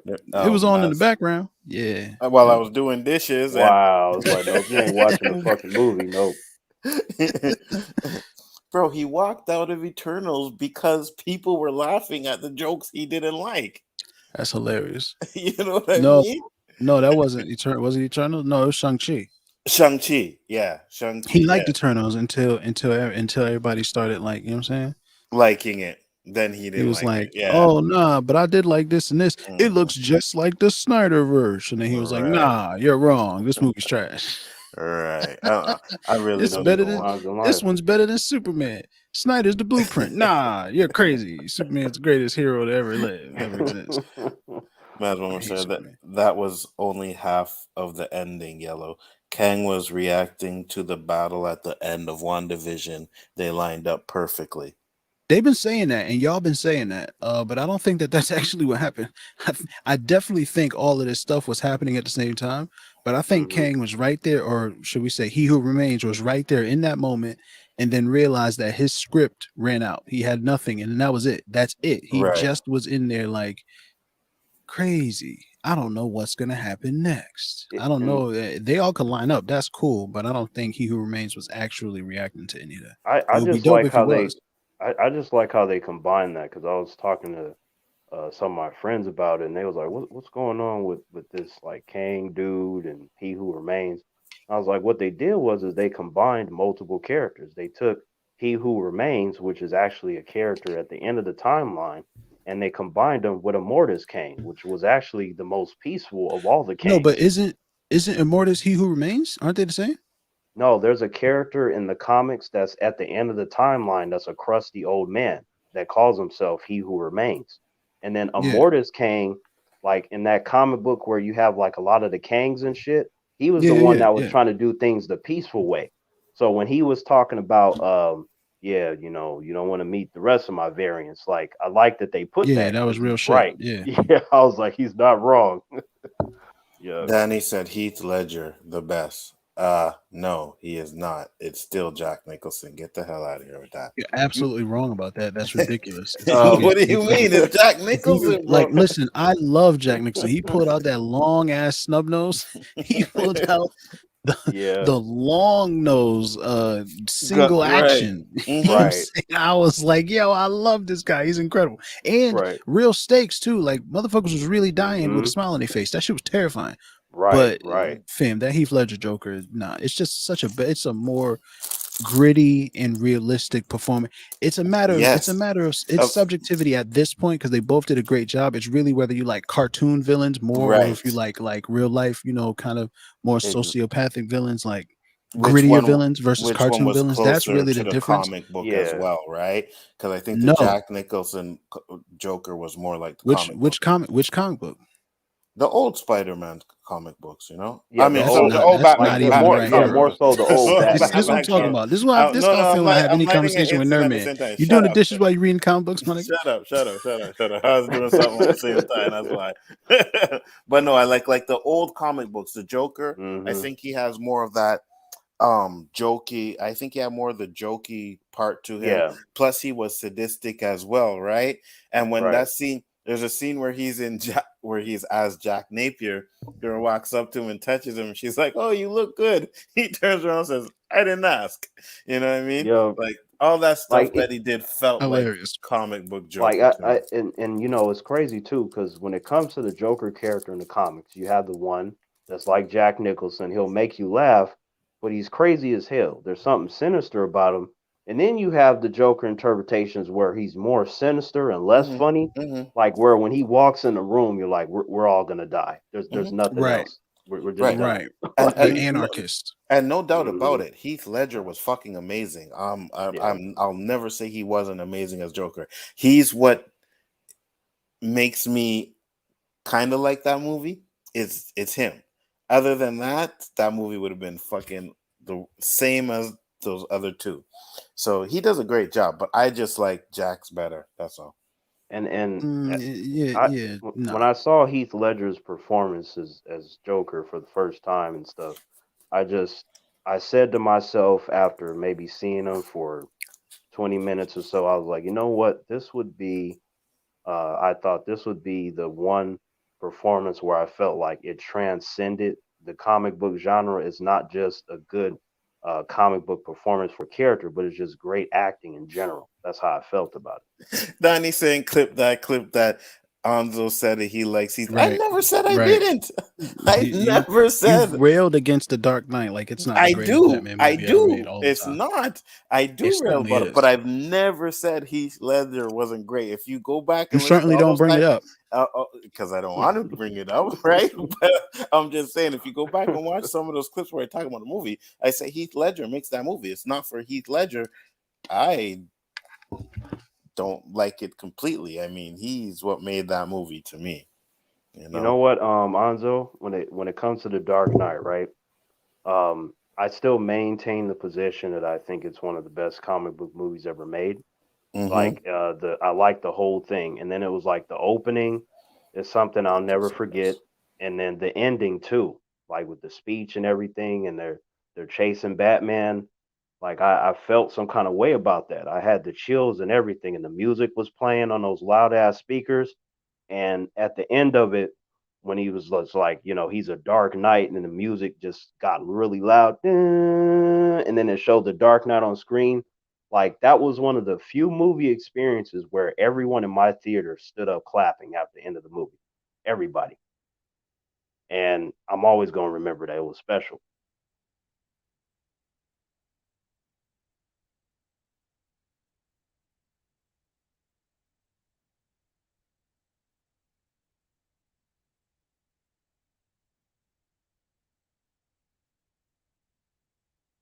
Guys, did we lose audio? Something definitely happened. Oh, I'm not okay. sure Oh what, shit. but Okay. I'm here. Okay, yeah.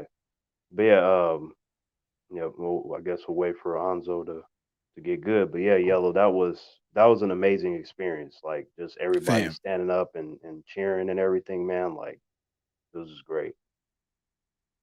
Oh shit. Damon Damon what why can't I read? All right. Necronomicon Scott said, "Are you all excited about the new Matrix?"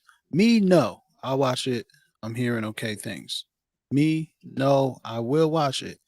I'm hearing okay things. I'm not excited about the new Matrix movie at all. I wasn't excited about it when I heard about it because Matrix 3 was trash.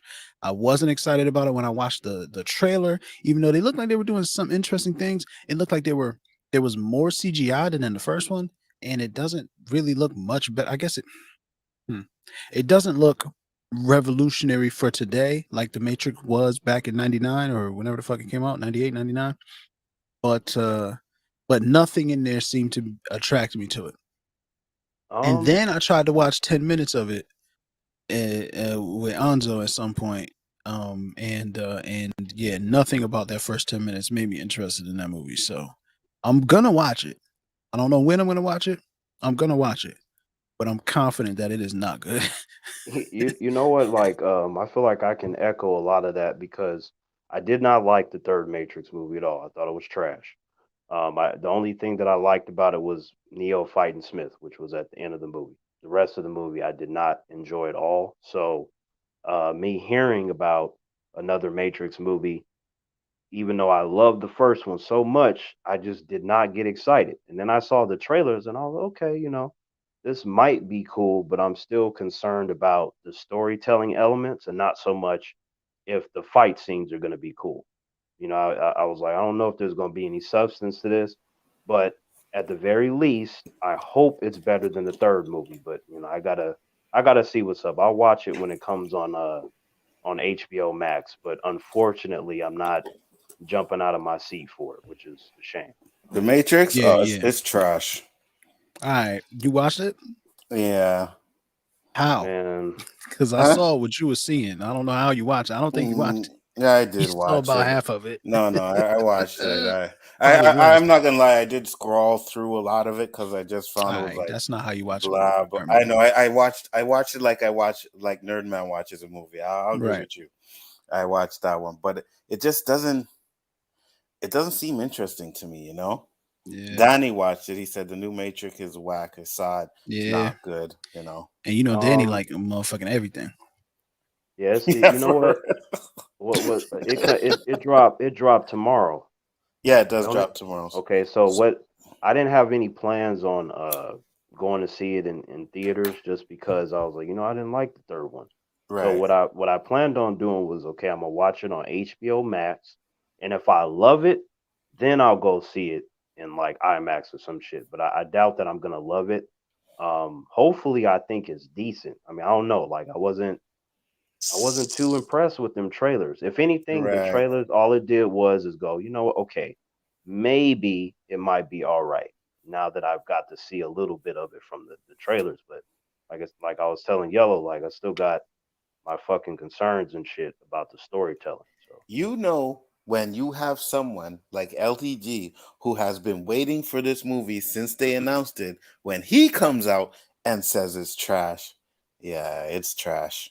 right. I mean, I'm probably gonna end up agreeing with you guys 100%. But like I just hope that when I watch it, I at least get something out of it. Something, some kind of enjoyment. All right, but like half the Matrix is visual effects. And if y'all watching it not in the best quality, how can you know? Like, how can you know if it's good or not? You know what I'm saying? You can know the story is trash, but and story is a big part of a movie. I'm not saying it's okay to say, movies with bad story are good, Hmm. Mm.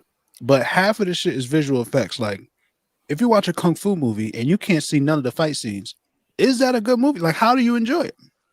That's true. Because to your point, Yellow, like when it comes to martial arts movies, I stand next to the whole like, most of us we watch them for the fight scenes, but if the story is good, then it just complements everything. But you need to be able to see the fight scenes. I need to be able to see what kind of punches, kicks, knees, what they're doing on the ground with the knives, whatever. I need to be able to see all that. Exactly. No, and I completely understand that. You know what I mean? But what the reason why I use LDG is because he's a Matrix fan. He breaks it down. He broke it down like he did WandaVision. You know what I mean? So he Right. would have been like a biased type of I don't care. It's gonna be good. And then when he seen it, he was like, "Nah, it's not good." So I Yeah, don't know, he man. you right, Anzo. He's a like I like the first Matrix a lot, right? Hmm. But I can definitely say that LDG is a bigger Matrix fan than I am because I had a Right. conversation with him, and it was like, at one point, I guess I was a bigger fan of the film. I still am, but it's like, I remember having a lot of discussions, but LDG, like, he's the one that was like researching everything on top of everything. You know what I Hmm. mean? So I was like, yeah, he definitely a huge fan for sure. Exactly. JG Shallon said, "I'm watching it on my secret app." Oh yeah, I feel you, bro. That's what I'm talking about. That's how I watched it. I love the main three Matrix. the Matrix main two the and three main were bad. three. Yeah, Uh, Matrix No, two I and three like were I bad. like two. I ain't gonna two front. I two. like two. I think they did a lot of cool shit into it. It doesn't the story starts to go wrong in two. Absolutely. But Right. there's a lot of dope shit in two. And I think it I makes up for the failing. you know what, I can agree. Like with number two, I was okay. It didn't really have, at least to me, it didn't really have the intellectual properties and and philosophical discussions that I saw in number one to that extent. They Mm-hmm. tried, but it kind of fell apart, especially when it got to the halfway point of the movie. But what I Right. did notice was consistent about the second one was that the different action scenes that they had, they were all pretty, cool and unique looking, and they all had their own little feel. So Mm-hmm. it kept me going throughout the whole experience. I just wish, I'd have did a little bit more thinking while watching it, like the first movie. Well, the second one, like Yellow said, it did have some cool stuff in it. I mean, I Mm. think the highway scene was really good, but Yeah, Amazing. but yeah, the movie itself I don't know, man. It just didn't do it for me. You know what I mean? yeah. That highway scene was so good, and I just remember shortly thereafter getting on the freeway. I'm not gonna lie, like I was looking for some agents and stuff. That's not a good thing to do, but like that's how invested I was in that scene. Oh shit. Yeah, but hey man, drops hopefully I hope it's midnight tonight, right? And if it's Right. midnight tonight, then maybe we can watch it, Yellow. But I don't know if Midnight, it's maybe. yeah, but if it's at 3, that might be an issue. But I don't have Yeah. HBO Max here, so if it drops I at mean, 3, I gotta wait till like So 4. I mean, so For yeah, I know, okay, I know. okay. We know that a lot of humans will watch it on HBO Max. Now, I don't think it's gonna do anything to where's hurt. everybody else gonna watch it? If the Well, I humans is mean, watching it on HBO Max, where's everybody else gonna watch it? Well, I mean, some of them will go to the theater. I mean, a couple of Oh, my buddies talking about like, yo, we got to go see it in IMAX and stuff. I was your like, human buddies or your something else buddies? oh, well, they all humans. Yeah, yeah. Oh, okay. Oh, all right. Yellow, I see what you're doing, Yellow. I got you. I got you. But yeah, like, nah, some of them, yeah, some of them will definitely go to the theater. But I think that because it's available on HBO Max, yeah, like, because I'm gonna Right, watch it on HBO Max. So just right. saying. Right, and a And lot of people were and saying that this movie was gonna hurt Spider-Man's box office. Nah, no, Fuck out of here. no, Fuck out of here. no. Yeah. okay, before I saw the movie, I was like, no. Now that I've seen it, it's a guarantee it's not going to hurt it. And also, There was no the way. yeah, I there's don't no think. way it's Yeah, Spider Man. But it's like once you see it, then it's like that argument cannot continue anymore, even if it started before. And it's like the hype for Matrix 4 is just not there. Like I've mm-hmm. seen too much of the whole, yeah, I'll just watch it at home. If I like Yeah, it, no I one might Right, go to cares, the bro. theater. Yeah, it's just No one not there. like there are people who care. There are Right, right, people who care. right. Not enough for anybody to be having no kind of conversations about Spider-Man. Leave No hurting. Way Home alone. Right, Like, hurting, don't hurting. even Yeah, like what Right, are you right. doing? There's and no way it's gonna hurt it. Yeah, yeah. and even the fact that it's coming on HBO Max like at the same time, that was the biggest reason, right? Even if Right. Spider-Man was great, well, it was great, but even if Matrix like is going to be considered great and it was only coming in theaters, then I could say it might hurt the second week. But the fact that it's on HBO Max, a lot of people who can't go see 2 or 3 movies at a time will be like, you know what? I'm going to go see Spider-Man in theater, and I'm going to Mm-hmm. watch Matrix on Right. Nigga, HBO Max. even if Matrix 3 was a good movie and Spider-Man No Way Home didn't have Tobey Maguire or Andrew Garfield in it, there's Mm-hmm. no way a Matrix movie is going to beat a Spider-Man movie, fam. Not in No, 2021, not not in beat it. Yeah. 2022, not in 2020. There's no way they're going to beat it. They might have a chance to maybe come in second place. Maybe. It's just Spider-Man is a different thing. I've been No, saying this shit for years. I agree with you 100%. Right. But Stop you know when a movie disrespecting comes Spider-Man by entertaining this bullshit. Now I'm saying. but when a movie comes out, usually the second week of the box office, especially if it comes out at like one after the other, the Right. first movie drops because most of the people go see it in the first week. Spider-Man's gonna have a huge drop anyways. You know Right. what I mean? And most of the humans did go see it. It's over 600 million right Right, now. right, So like, right. You know yeah. what's funny? We were talking about this. I think it was on Chris's show, right? It was like, oh, is Spider-Man going to be the highest grossing movie of the year? And I was like, nah, man. And only reason I said no is because it came out so close to December, January, New Year, And then I seen the box office, and I was like, "Yeah, it's gonna be Remember Fast Anzo? and Yeah, Furious." you were bugging. You were bugging. Remember Anzo? I was saying, I was like, look, if a film is gonna beat Bond and Dominic Toretto and his family, it's got to be Spider-Man. It's got to be Right, the one to do it because it right. ain't gonna make no sense. I'm like, Vin Diesel just come out and say family one time. That's already 700 million. I'm like, Spider-Man should be able to swing past that, and he's about to. He's about to. That Absolutely. Give it a few fucking more days. Fast and the Furious bullshit is infuriating. Those movies are garbage. They are the trash of I, the fuck. Anybody has anything negative to say about anything in the MCU, they like just hear Fast and Furious. Like Fast and Furious hasn't been good since Fast and Furious, I since love the Fast and I the love those Furious. movies. I'm not gonna But say then they. it was Yeah, cool in Fast and Furious, and then it was cool again in Fast Five. But that's where it started to get yeah. ridiculous. All right, like stop it. They pulled a fucking bank vault through a city. That's not even how physics works. And then in the sixth movie, Vin Diesel stomped a bridge, and y'all motherfuckers was like, "Do it again in seven." Get out of my Yellow, face, bro. yellow.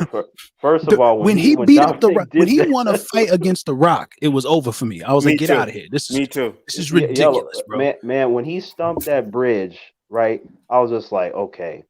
From what I'm seeing, Dominic Toretto rarely gets hurt, and then he regenerates like the next scene. I'm like, so Right. He's a superhero. He's stronger He's than a superhero. Steve Rogers. That's what I For said. Like real. he be Nah, for real. surviving shit No. that would kill Cap. Like, so that shit is crazy. But Fast and Furious is either the worst movie ever made or it's the best comic book movie ever made.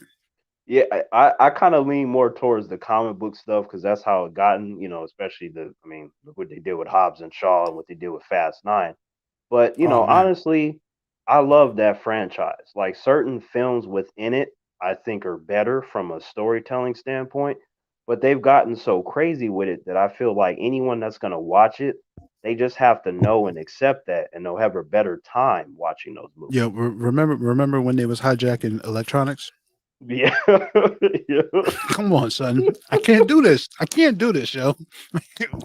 I no, I completely understand, man. Like I get it, but I just whenever I think they can't do something else, they just do. It's just I remember what was it? Fast and Furious, the fourth one, right?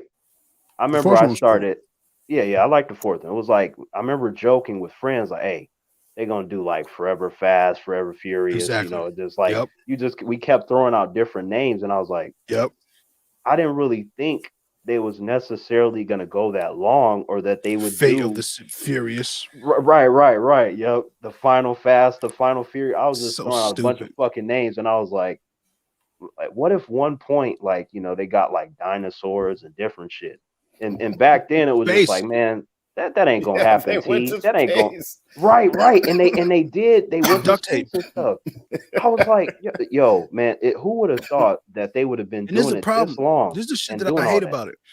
And they trick people. They have Tyrese there to talk about how ridiculous it is, and then they do it. And while they're doing it, he talks about how ridiculous it is, and then people get tricked into thinking, oh, but they meant it is, so that makes it okay. No, they talked about how ridiculous it is, and then y'all still fucking loved it. Like, come on, son.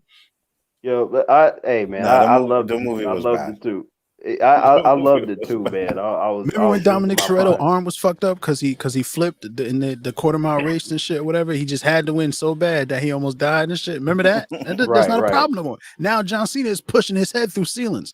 Come on, son. What are we doing? Yo, the way they were fighting in Fast Nine, I was like, what's are we sure we got the right super soldier serum? Because these dudes like, For real.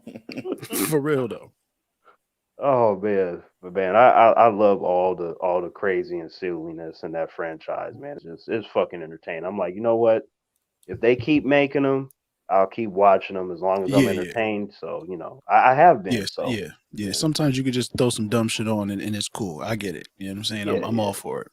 Yeah, hey man, I like I said, you go in there knowing like this gonna be some crazy shit. They're gonna do Right. something. They're like if they at this point, I feel like every time I say they're not gonna surprise me, they do because you're like, yo, they actually did that. If they do a Yeah. crossover, dinosaurs or anything, I'm like, hey, I didn't see this Yo, coming, but dinosaur. Wow. it just makes sense because Dominic Toretto, when he says family, that's like the Infinity Gauntlet. He could just do anything. That's it. That's all that matters. That's all For real. Like, man. But really, like, I'm being mad hard on it, but it's no different than all the fucking 80s and 90s action movies that we love. They just didn't have the Right. capabilities to do the crazy shit. You know what I'm saying? Right. Like, That we're Right. seeing. Commando is Mhm. wild. Oh my god, it yeah. is. It's what did I tell? Damn, that's cool, y'all. I was talking about that last week with my friend's parents. Like, I was like, yeah, if y'all remember Commando, they was like, yeah, that shit was crazy. I was like, man, Right. he did right by his daughter, and it was a good thing that he saved her because she grew up to be a charmed one. So I'm like, hey, man, you gotta do what you gotta do. Facts. That's hilarious. Y'all know Dom is a meta human. Yeah, it seems that way. Yeah, clearly. What he got hit with the particle accelerator? Like, yeah, that Right. would make sense. Like, Yeah, and Mike said it. Yeah, duct tape. They literally, first off, they used the fucking underwater suits. Okay, the old school yellow ones with the big helmets, and then Yeah, they not even fucking some new shit. right, and then they fucking duct taped Yeah. it. You know what I mean? Yeah. Like, these guys have access to all types of technology. They're Yep. hackers and everything, but you couldn't get a real spacesuit. They Like, gave him the fucking man of honor with Cuba Gooding Jr., Robert De Niro. Right. Yeah. Right. Yeah. That's right. Yep. Look, come Yep. on. Yep. Yeah, they're gonna keep making more as long as people are willing to see it and pay for it. You are absolutely correct. Hey, you know what though? Whenever they get to the final one, because I heard 11 is supposed to be the final one, right? You know, they might continue with the Hobbs and Shaw stuff, but that Fast 11 is supposed to be the final one. It's supposed to be this They big said part that about 1 and 10. part 2. They did. But like when we do get to the final one, I think that's gonna be the craziest shit that we've I seen. agree. Like, because I know 100%. they're gonna do everything, and it's just gonna be one of those, like, you know what? I think the people that are like, yo, we're not gonna see this shit. Like, we hate this franchise. We're glad it's ending. They're gonna be too curious to not see it. Like, you got to see what kind of crazy shit they're gonna do in the last one, right? Bro, Gotta they're gonna time travel.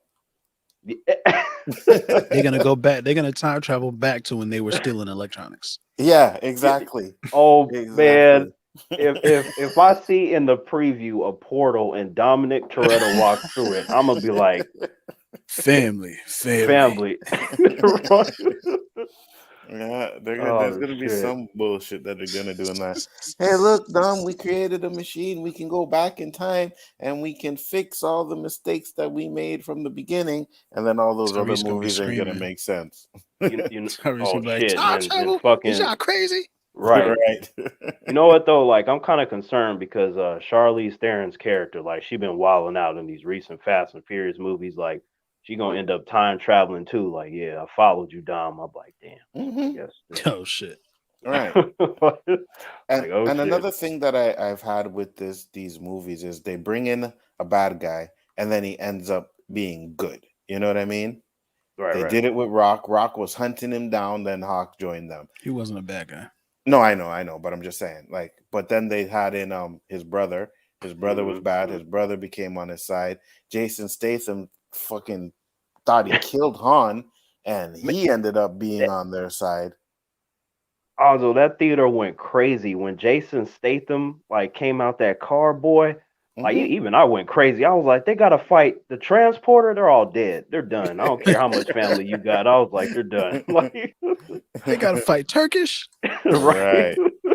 Yeah. And of course, Vin Diesel. You know what I mean? Vin Diesel fucked him up like he always does. Right. Yeah. Those things are trash, man. I Yeah, mean, 'cause they're I'm good like, popcorn movies. If that's what you yeah, want to take it for, they, turn off your mind and just watch them. They're good popcorn It's so hard. movies. Yeah, I agree. Sometimes it is, especially this last one. The minute they jumped that fucking bridge, right? Bro, in the trailer, I was I was like, this is Oh, what you put in shit. the trailer. You niggas is definitely going to space. I know. Yeah. Man, I I know. thought I did. You know what I Tarzan? thought? Tarzan. I thought maybe it was like, okay, they gonna try to get to space and it's not gonna work, or maybe it's a dream sequence. I was like, cause they not gonna really Dream go to space. sequence. Like, but I was trying to come up with explanations. I'm like, I'm pretty sure they're not gonna actually like go to space, but they did. Like, so, Bro, Yeah, I it's crazy. remember there was like, I think it was like 2 Fast and Furious movies ago. They were predicting that they were going to go to space. And I'm like, what can they do right? next? Go to space? And I was like, nah, they ain't going to send these Nah, guys they to ain't gonna space. do that. Like, And yeah, they fucking sent them to space. Yo, man. man's went off. He was They damn about to near start Luke using the Cage in word. those movies. Huh? Yeah, she said they about to start using the word family to charge up like Goku. Right. The Super Saiyan. Yo, when they released that meme of like with fucking remember when it showed that Lizard got punched and shit, and people was like, oh, it's Right. Andrew, it's Toby, and Yeah. they put that meme of Dominic It was Toretto hitting him family. with his car. I was like, yo, I'm like, that wouldn't surprise me. I'm like, Dominic Toretto about to save the day. For That's real. hilarious, yo. Internet is undefeated, bro. For facts. Peter Parker 100%. is his long lost cousin and shit. You'd be like, yep. Like, who is that? Yep. His Family. family. Like, oh shit. Yeah, because we thought electro powering up was badass. Like, nah, when Dominic Toretto power up, no, that shit gonna be over. Yeah. Right. It's Listen. different. Yeah, this guy cannot be defeated by anybody, bro. You know what I mean? Nobody can defeat Dominetto Toretto. He's smarter than everybody. Dominetto. Dominetto, yeah, that's what the fuck he is. Dominetto. He's smarter than shit. everybody. He's stronger than everybody. You had Ludacris, right? Ludacris' first appearance in this movie, in these movies, he was like just a guy doing car races or whatever. Mm-hmm. Now he's this big time hacker. You know what I mean? Right? Like, They he can get hack any upgrades and fucking shit. thing. Yeah, he did get an upgrade, bro. What the fuck? Like, what was it? Letty and Dom's sister, right? Like, they turned into Black Widow. I was like, when they get Right. like that? Like, Right. damn. Right. Like, I was shocked. I mean, because Letty was doing a little bit of fighting and stuff, but I'm like, Mhm. it just I swear, man, like she went through the Black Widow program when we didn't see her. Like, that shit was crazy. For real though. Yeah, man. I agree with you guys. Those movies It's nonsense, man. Yeah. It's too much. Yeah, I'm curious to see what they're gonna do with the next two, but at the end of the day, am I really like, oh my god, yes, they're doing more? I am not curious at all. I wonder who the bad guy is gonna be. I didn't watch Fast 9. I know everything that happened in the movie. Yeah. I did not watch it. I don't think Charlize Theron's gonna be there to the very, very end. No, she died. No, like she's fine. Like, she is fine. Like, shouldn't she go up in the helicopter in the plane? No, it was like a drone or some shit, and then she. Oh yeah, right. Yeah. Come on, son, you know better than that. Yeah, come on, yeah. they Like, didn't she even was kill just Han. like, We watched Han burn in that fire. no, they Yellow. They were cheating with Han. I could have sworn that. I heard. Fuck out of here. Kurt Russell's character was like, that wasn't even my best work. I'm like, that's not your best work to teleport people out of a car. No. You're Nick Fury. Oh shit. Dom Toretto, hacker, astronaut, super soldier, super saiyan. Yeah, that's right. I like it. They're probably gonna come into the multiverse. Wouldn't be surprised. Hey man, they're gonna cross over Fast and Furious with Marvel. Watch and see. Yo, and I don't know how many times like Vin Diesel worked on that delivery of that family thing, but it's just the way he does it. I'm like, yeah, everybody about to get snapped up. Like, no. I just believe him when he says that. We could tell him the most craziest fucking odds, and he's gonna be like, yeah, family. I'm like, all right, I got you. Bro, watch Multiverse of Madness. Toretto's gonna show up in one of them portals. You know what? Even if Vin Diesel's in the movie and he's not playing Dominic Toretto, we're all gonna say it's Dominic Toretto. I don't care what character. Like, yeah, that's fucking ridiculous. Oh shit, yeah, but man, that was fun. Yeah, fuck that definitely, movie, man. So what? How did you feel when So did you think Dominic Toretto was in danger when they first showed Dwayne come on the scene and he was hunting him down? Because I thought he was in danger. Like, yeah, I I thought Rock was gonna fuck him up, and I knew Right, we seen in the trailers that they were gonna have that fight. You know what I mean? So right. when that fight happened, I was like, if they make Dom beat The Rock, fuck this movie.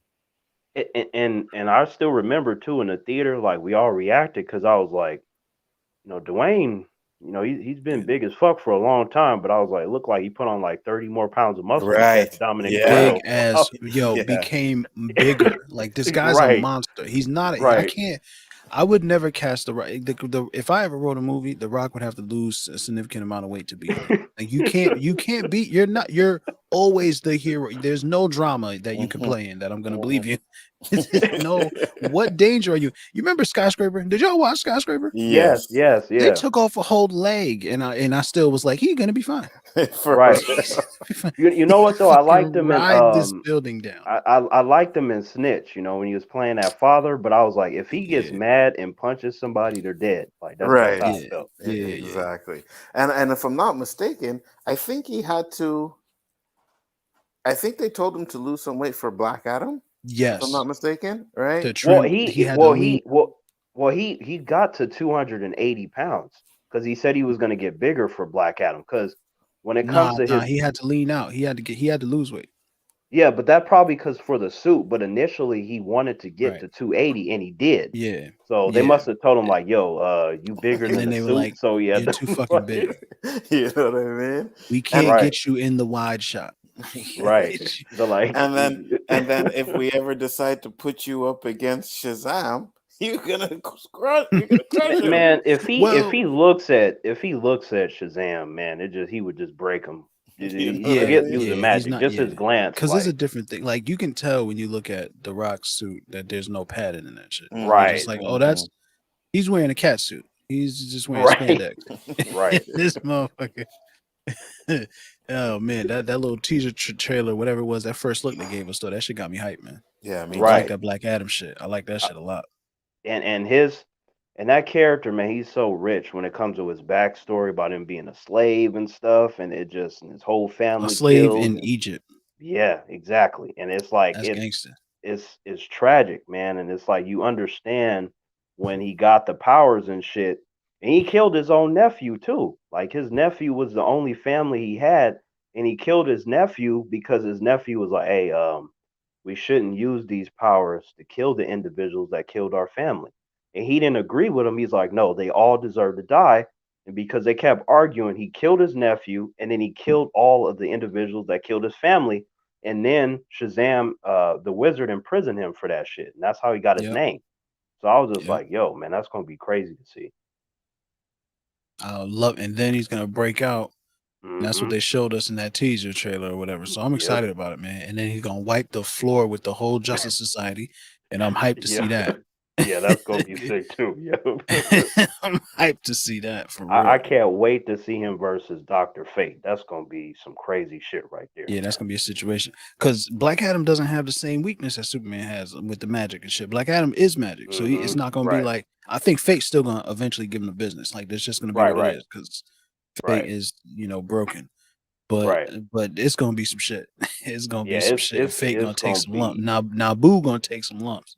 Hmm. Yeah, it's gonna be a visual feast, is what I think it's gonna be, man. It's gonna be I hope crazy. so.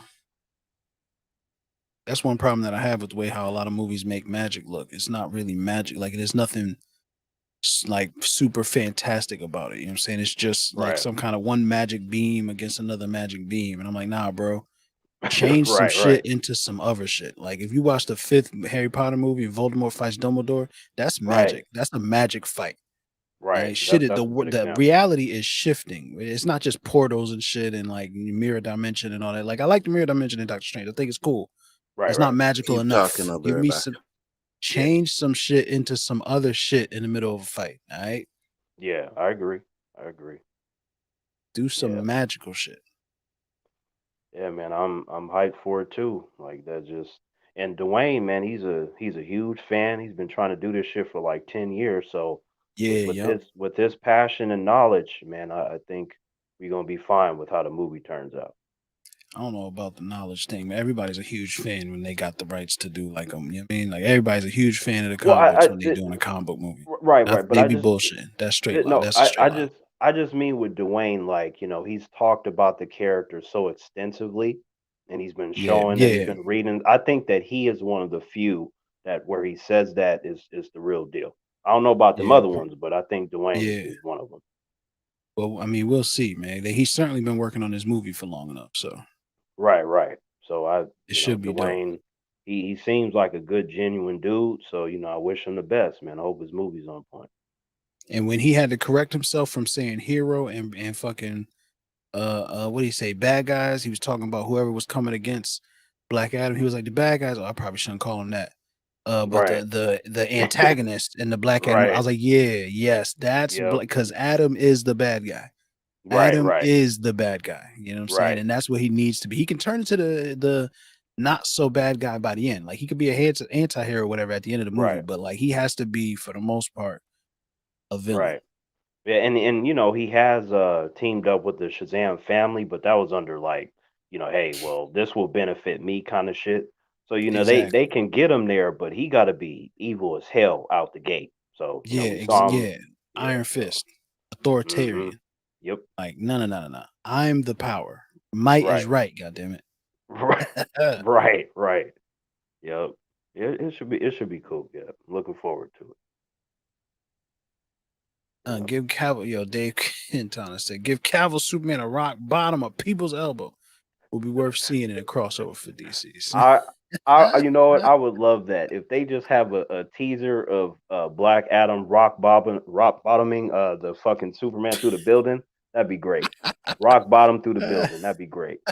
Just collapsed the whole building, son. Right. Man, Like that's how he was giving it up in No Way Home, bro. right. Goblin did Right. a spine buster on yo, son. He spine busted Parker through 3-4 floors, bro. I was like, God Right. damn, son, that's crazy. Yeah. Yeah. Yo. Yeah. Parker That did the shit was double web sling stomp on Goblin through the balconies. You know, balconies right. is strong as shit, man. Yeah, Shit. that shit was Yeah. crazy, bro. They were fighting, man. I was like, It was holy shit, this is thumping. a fight. Mm-hmm. Amazing job with the fight. No Way man. Home fire, bro. Yeah. I don't know why. There's especially like Nerdman. He be talking. Someone said it was like a 3. A 3 out of 10. Yeah. What the Can't fuck? remember who was it said that. Things be talking the Wow. talk, man. And Yeah. then I got a few people saying Amazing Spider-Man 2 is better. All right, that's just trolls, man. That's just trolling. Is Like, that- No, this dude's not a troll though. The one that said no, it's he not is a though. troll. No, did he say that? he literally says that. Yeah, Then he a troll. Robert That's Storm. I mean, like, Ain't no- look, I'm I all, judge I'm you all by for your different actions. opinions, but For man, real. that's crazy. Like Spider-Man 2, Amazing Spider-Man 2 is not even a good movie. So what No, you're it's trying not. to say is that this movie's not good? Yeah. Like you're not saying like aside from whatever other things that you might not like about No Way Home, Mhm. it is a far more effective movie Mhm. at doing what it's trying to do than whatever the Amazing Spider-Man 2 was. Like they failed Absolutely. miserably Right. over and over again in that movie. They too much of Peter's parents doing shit that no one cared about. Like that's Right. supposed to be a big deal. That's supposed to be important. I don't know nothing about Peter Parker's parents. Yep. You got to make that shit matter. It had an all crazy scene in the beginning of the movie, airplanes, all kinds of nut shit. That shit did not matter. I was Yeah, like, none what of is it. happening? too much going on in that movie, and it wasn't Much. focused. Yeah. None. They had two villains they were trying to flesh out. Mhm. And then set up the Sinister Six, right? Like they was Right. just doing too much. The Goblin is a disease. All right, whatever. That's not a you went in a bad direction. That was a poor choice. That was and the Goblin that didn't was a even poor look choice. good. Like he Then looked there's like that. what the fuck? Did he look You know like what a I mean? troll or something? Yeah, Like, that yeah, shit he looked looked weird. like a troll. Yeah, I didn't like He What it. looked the like a fuck? goblin. I was You- just like, man, you look like a troll that was sick to me. I was think he don't looked know like a troll. Like you guys seen them treasure trolls? Right. Yeah, that's what he looked like. He looked like a fucking Yeah, he treasure looked troll like to a me. sick troll to me. I was like, I Yeah. don't He know looked what's like a going on. gremlin. That's what he looked like. Yeah. Looked like Spike. That too, like shit. Yeah, it was bad. I didn't. There's no way. There's no way in any way like a that that movie mogwai. is better. Now, if you want to say that the Gwen Stacy No, there scene, is, that's the only thing. right, That is right, it right there. right. If you want to say Yeah, that, I will give you that. You know what I mean? But I think they paid homage to that by making him fucking save MJ in yes, this movie. So, They highlighted the best part about that movie right. in No right, Way Home, and right. then And second, redeemed in a sense, because nothing's gonna bring Gwen back, right? Except Hmm. the right. multiverse. The multiverse could easily bring Gwen back, but like, and redeemed him, and then they didn't like. Then they handled it in such a great way. He could have had like a speech and all Yep. that shit. They didn't do none of that. He was Right. just happy, so happy, but He also Right, so started sad. almost The crying. bittersweet. Yeah. Yo, it was right. the And best fucking thing. Like it's so. That's why coming out of this movie, I say Andrew Garfield was the best Spider-Man. Son, I know, and like I know. and That's what even it like is. the way MJ was talking to him, like, "You all right?" And then he was just like, he's like, "Oh," Hmm. like He just just said, that "Yeah, little bit. Yeah, yeah. Like Yeah. I'm good. Like she don't know what's up, but we know what's up. Like that shit Right. yeah, was cool, man. Right. Yeah, they just paid off a lot of things well in this movie. You know what I mean? They did a lot of things well. They foreshadowed Ned being an enemy to Spider-Man sooner or later. Like they did a Hmm. lot of good things in this movie. bro." I was convinced. I was like, "Oh, all right. So they're not gonna make Ned a bad guy." And then everybody forgets who Peter Parker is. Right. Fucking genius. Hmm. Fucking because now he's not portraying Peter. He doesn't know that nigga. Fucking Exactly. Right. genius, yo. Yeah. It's and it's so simple. That's what I mean when I say motherfuckers be oh lazy, lazy. No, no, no, no, no, no. Simple, Hmm. right? It's not. It's Hmm. sometimes it's lazy is trying to do the most convoluted shit because you think something needs to be convoluted. That's lazy. You know, you're mistaking you're mistaking movement action for progress, right? That's a Facts. different Yeah. thing. Right. Right. When you can simplify something and it's just as satisfying and fulfilling, that takes skill. I, That's art right there. I like how that last scene when he went to get the coffee and stuff, and he was gonna tell her multiple times, but then he saw Oh that man, she and Ned were happy, and then yeah. we Hmm. see him a little bit teary eyed, but then he smiles, and it Oh, was like everything's gonna be okay. Smile. Then we see him Yeah. doing his thing as Spider Man. I was just like, nah, see, this is the kind of shit that's that gets Peter Terrence, Parker. man. That Yes, is him. yes, yes, It's so perfect and it's beautiful and it's right. emotional and the stakes of it. Like Mm-hmm. that is he became Spider-Man in that movie. This all of these three movies, everybody's like, Yep. oh, he's the worst Spider-Man, blah blah blah. He wasn't Spider-Man yet. Right. Right. Right. Now he He's a is. boy. No And that, Tony Stark tech. He made his own None of that suit. shit. Well, So right. I'm well, assuming he took Go. some of that tech and yeah, put it in yeah, his yeah, own yeah. suit. Come on, But son. I mean, You're not just gonna leave that shit lying around. but I mean, he still made his own suit. You know what I Right. mean? Beautiful. No one remembers him, so now he has to do everything all on his own and everything. It was done well, And Anzo, the music too, like when he was swinging, man. and Hmm. I was swinging with him in that theater too. I was like, yep, Yeah, he's it going was. through the Yeah, it's whole beautiful. fucking Yeah, scene. it was so good, man. Real talk. I hate when movies go on for longer than they need to. This movie's long as shit. I wanted to see just a little bit more swing, like just a couple more. I hear Yeah, that. just Yep. a swing. Hmm. I I hear I did that. not need that shit. Yep. It wasn't gonna do nothing for the movie, but I just wanted to see a little bit more wet, like two more thwips. You feel what I'm saying? And then I'm good. For Like Right. real, let's go because that shit for was real. looking good, Yeah. man. That suit was Yeah. My gorgeous. my The my. colors on it. Yep. Yep. Yeah. My boys, they were tripping out and shit because I was on the edge of my seat doing the motions. And then when it went to the credits, they was like, "Damn, T, you really into that shit?" I was like, "Hell yeah!" Like, yeah, that shit was cool, man. Like, so if they would have Facts. did it for 5 more minutes, I wouldn't have cared. I'd have been moving the You'd have whole been in time there. with them. Like, yep. Yeah, I feel you. Hmm. Yeah, man. It was well done, man. And that's why I said for me, I put it as my second. I love Winter Soldier. I love Civil War in those movies, but I think this movie just did a so much more better. You know what I mean? It did a lot of things really good for me, and that's why I really enjoyed this movie. Yeah, yeah. You know, You I know need what? more time. Like you still need more time. Winter Soldier Yeah. is to me still one of the best comic book movies. Definitely one of the best MCU movies. So it's like I feel like what I'm willing to say is that No Way Home, like with its storytelling and its depth, like I feel comfortable, if you will, putting it next to it. But it's really difficult with some of these to put them over another one sometimes, just Hmm. because when you compare them back to back, you're like, fuck, a lot of great shit in both of these. So They're it's like, good at damn. different things. They Right, do right. different things better. Like emotional stakes are very important to me in every Yes. movie, and Yep. every movie has different levels of emotion. Like you don't go into fucking just trying to think of something like you don't go into I can't think of anything good right out the moment, but like you don't go into a lot of movies expecting for them to pull emotions out of you. Like you're like, oh, this is the action movie. We just gonna watch this shit. It's gonna be a good time. The heroes are gonna win in the end. You know what I'm saying? Like Right. this shit, the way this shit was able to do, and it's not just Aunt May dying. Yes, that's important, but it's more about like how the friends when MJ and Ned show up on the roof to console Peter, no words, Right. And they're just hugging. hug. You Yeah. feel what I'm saying? Yeah. Like that's some big shit. When Happy shows up at the scene, bro, and he Yeah. gets out the car and then starts Yeah, yelling, "Peter, I was run, telling Anzo Yeah. about that. run, Yeah. Peter." Yeah. Yep. You know what I'm saying? Like that's big shit because he's devastated in this moment. Fucking even I hated it so much. J. Jonah goddamn Jameson, the first word out of his mouth after Aunt May dies, he just voiceover tragedy. Ah, you son of a bitch. But it's so important to do that, right? It's so Right, important to right. have that because he's Spider-Man's biggest villain. You know what I'm saying? Right. Like, And because just him there's being in nothing that front he of can that do about screen him. too, man. Like that made it dramatic when he was like in front of that screen and the rain was coming down on the face and shit. Like I Oh like how yeah. they did Yep. that. Yeah. That Yeah. was Yeah, yeah. awesome.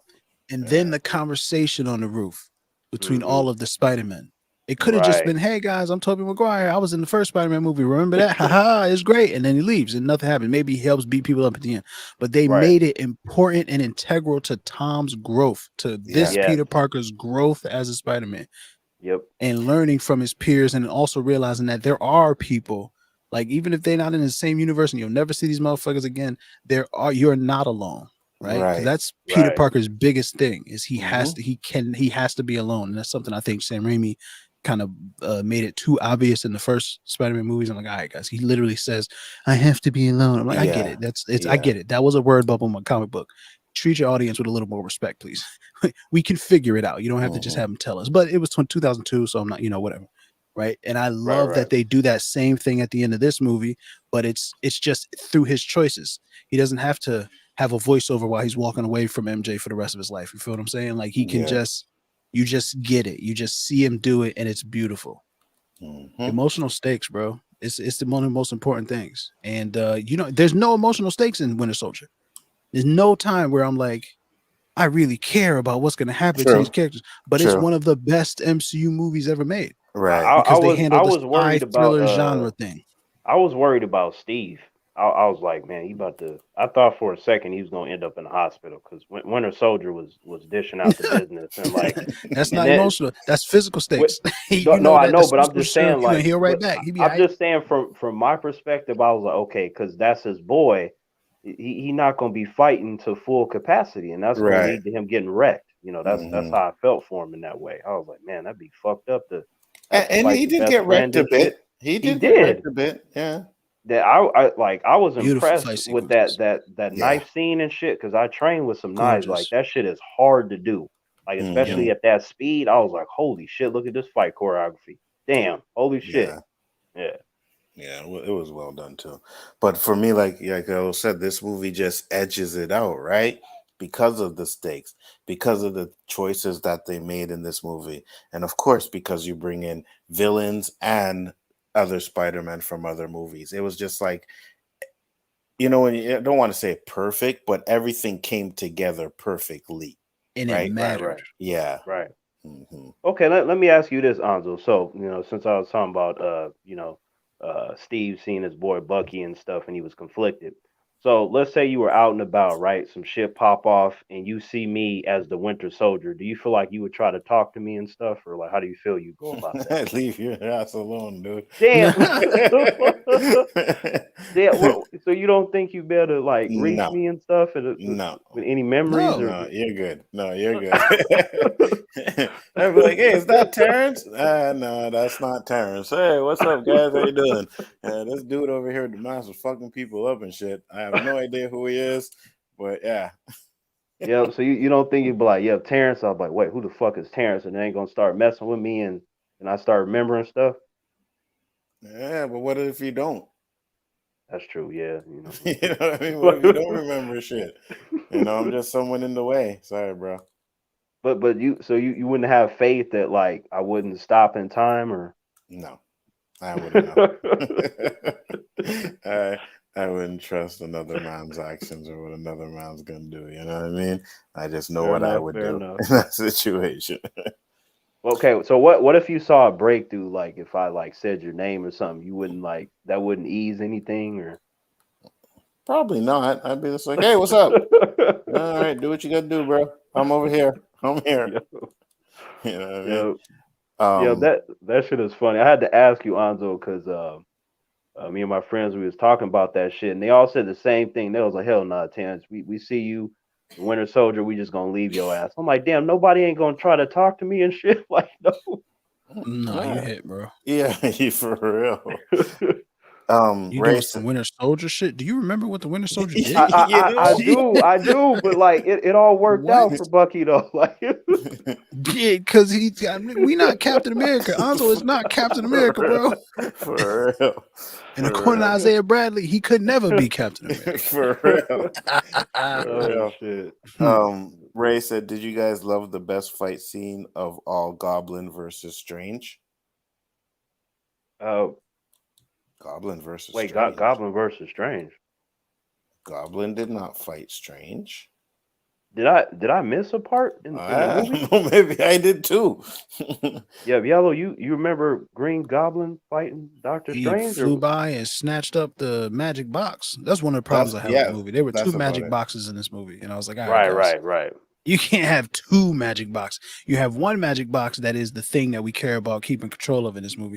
And then you have the Right. other magic box that solves all the problems in the movie. What is this? What are you doing? Oh wait, Right, there You was can't have two two magic boxes. boxes. I must. Yeah, It was, yeah, it was one. One was yeah, the one with the spell, and then the other one was Yeah. the fucking Stark yeah, tech that yeah. solved all the problems. It's Oh like you have right. Oh two yeah. Okay. magic Yeah. Right, boxes in right. this movie. Yeah. Shit was just Okay. like, oh, this magic box over here can make matter. Yeah. And make What? whatever you want to, right? Yeah. Nigga, what Yeah. can it do? Yeah. Fuck out. Oh, it's a little bit broken though, cause Happy stole it. So What? would you say there was a lot of plot conveniences in this movie? Absolutely. Yeah. No question. Yeah, I No would say question. that Yeah, too. It had to. I would say that there were some, but at the same time though, the way that it progressed, I think it progressed really well though. Some of it. Yeah, they I used the plot conveniences to keep the pace. That's what it right. was used for. Right. And it really, really worked. Right. Right. But it's if you stop and think about it for fucking 3 seconds, Ned you're like, using fucking Doctor Strange powers just oh like man. that. You know what I mean? Yeah, That's Ned But was here's cheap. the thing. Like that. So here's the thing. I really don't like that. Mhm. But Mm. that's how magic works. Some people can just do fucking magic. You know what I'm saying? Yeah. And that's one of the issues that I have with magic, you know? Mhm. Right. Like Yeah, it's just and that's true because like I've noticed based on a lot of fictional stuff I've seen with magic, you have some of the magic where if somebody they do their thing, they can use it, and others where you can't. It's limited to like maybe a family member or a certain Mhm. group of people. But that would have to be explained though, because otherwise you can right. get the Ned shit, you know. Right. And if they hadn't said, oh, sometimes my fingers tingle in the beginning of the movie, like, all right, I get it. You know what I'm Right. saying? But like Right. if Right, maybe right. that was in a different movie, that would it would have been cooler, right? It doesn't make any Mhm. Right. sense. I don't know where you would put it as far as what we have, but if it was in an earlier movie, like okay, now you're actually building towards something. Whereas you Yeah. just throw it in the beginning of this movie, it's obviously that something's gonna happen at the Foreshadowing. end. Yeah. Right, But right. when you do think about the different characters, right? Because everybody be like, you took Doctor Strange mad long to do this. Doctor Strange had to learn how to get out of his own way. His ego was the reason Yeah. why he struggled so much with Right. learning how to do stuff, right? Yeah. Ned doesn't have that problem. Mhm. Right. At no point in time they ever was like, oh, Ned's ego is gonna no, that's not an issue. He's more go with the flow, and that's what you need to do. You can't force it. You kind of just gotta let it flow. And he's fucking waving his head. Oh, I want to see Peter. Okay. Yeah. Waving his hand around and shit. So you think with that it would be fair for somebody to say that all humans could use the magic, or do you feel it just be certain ones? Oh, good question. I'm pretty sure. Well, no, because What did the ancient one say? I think it's anybody. Because even the dude that was crippled, right? He was able to use the powers, but he only used it so that he could walk again. I Yeah, think and then he I was all like, "Yeah, I ain't no monk, man. I just kind of want to play Right. basketball with my I people." think I Benjamin Bratt. think you know what, Hmm. I don't think like it would be so much anyone as much as it is I think it would take a certain mindset.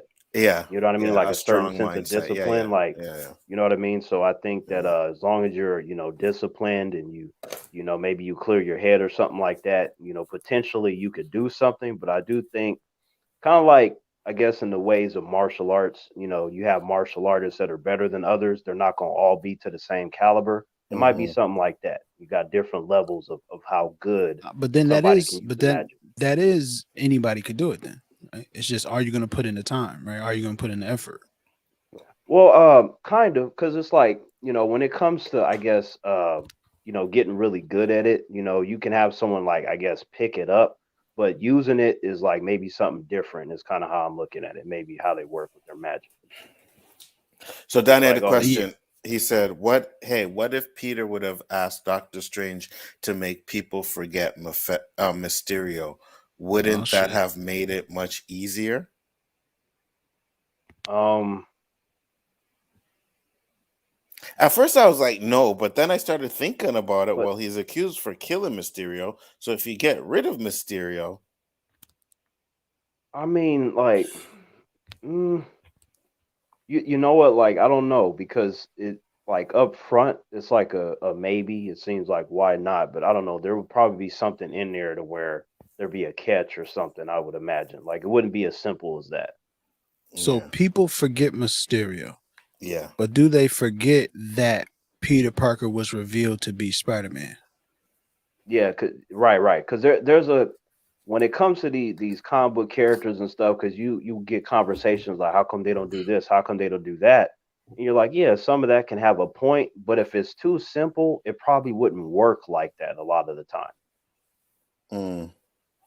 David said, "Which is worse, Thor: The Dark World or Iron Man 2?" Iron Man 2, bro. Um, Not even well, as close. as movies, like I don't think like either one of them are like particularly good per se, but I think that Hmm. Iron Man 2 is more entertaining than Thor: The Dark World, and they did a good job with Easy. introducing Natasha. You know what I'm You saying? guys need So to stop with the And fucking Justin Thor: The Hammer. Dark World hate, Justin man. Anthony, Justin, like that shit was incredible, son. Anthony You need to stop. You need to stop with the fucking Thor: The Dark yo, World and hate, Don bro. Cheadle, bro. Don yo, Cheadle and yo, Tony, they were yo, great on screen together. And they had the drunken birthday party scene. That fight is incredible. get out, yeah, ding, and they just started fighting. I was like, okay, it got some cool stuff in there. It was like I don't know that like the face like it was a good expression when Don Cheadle saw him blow up the watermelon. Like I don't know like if it was a build up, but it just he looked Right. super pissed at that moment. But Yeah, I was he was like, so mad. It's so good. And even Mickey Rourke, bro. Mickey Rourke was fine. The villain was, you know what I'm He was saying, all whatever. right. But the Whiplash problem, was like, but I like Mickey Rourke though. I do like him as yeah, an but actor. Mickey, right, when he wasn't using like whips and shit, and I it was like, want all my right, so this is what you bird. did. You made whips. That's weird, but You, whatever. That's a comic book character. It's in the source material, since that's so fucking important, right? I Like, just like but Justin Hammer eh, was just funny. That's why I great, was like, okay, Sam great. Rockwell is a really good actor. I like him, but I guess I can do without Iron Man 2 and Thor: The Dark World. But Yeah, both of them can go away, absolutely. But yeah, but I'm watching I Iron Man do 2 pick before I Iron Man. watch Thor: The Dark World Yeah, over and over and over again, same thing for sure. I purely want because my of bird. Tony and Rhodey. That relationship is really good and set up and built up really well in that movie. You Right. think it's better And then than the? Natasha is also great.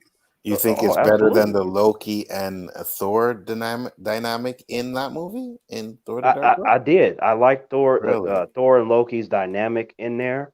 I thought it was funny that Malekith, right, the leader of the fucking elves and shit. I'm like, look, man, when you get washed by the dude's mother, I don't care, man. When your henchman is more badass than you are, Yeah, I'm like, Malekith was fun. you're not a I agree. fucking threat, dude. I'm like, the only reason that I give that movie the importance that it does is because of the ether. You know what I'm saying? The reality stone, and you get to see more of Thor and Loki's dynamic. But I'm like, Malekith, I'm like, nobody remembers him. Like, they be like, who the fuck is that?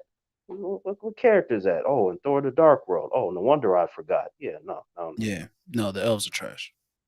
Heimdall to answer the question about Loki and Thor, no, yes, like I do like Tony and Rhodey better than Loki and Thor. I hate Thor.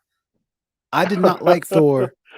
I I liked him a little bit in Avengers. I was like, oh, this okay. So yeah, this is how you handle Thor. He's ridiculous. You fucking make fun of him. And then they were serious again, and I was like, oh, stop this. I can't deal with him. Stop this shit. I hated him. I didn't like Thor until Ragnarok. Okay. I mean, Damn. I was cool on Thor. Like out of all the Thor movies, like from a narrative standpoint, I do prefer the first one. But like Thor Ragnarok is the most entertaining one out of the three, just because of everything that's in there. But I feel like with Thor, it took them a while to find the footing for the character to where, most of the individuals that consume that stuff, they're like, you know what, all right, Thor ain't bad if you use him in this kind of context, No, right? but I've Yeah. So always hated Thor. I've never liked Thor. I liked Thor in Thor versus Wolverine. yeah. So he was You getting scraped up. you dudes are capping. I hate Thor. I've always hated Thor. Thor is like a fucking Aryan dream. I hate it so much. The Norse gods, never mind. I'm not going to get into Norse mythology and the Vikings and how all those motherfuckers are now like romanticized when mostly all they did was rape and pillage goats and shit. But cool, whatever. Yeah, they Facts. figured out boats. Oh, wow, boats. Like what? All right, anyway. But yeah, no, Man, I such a got rich you. culture. They fucked goats, bro.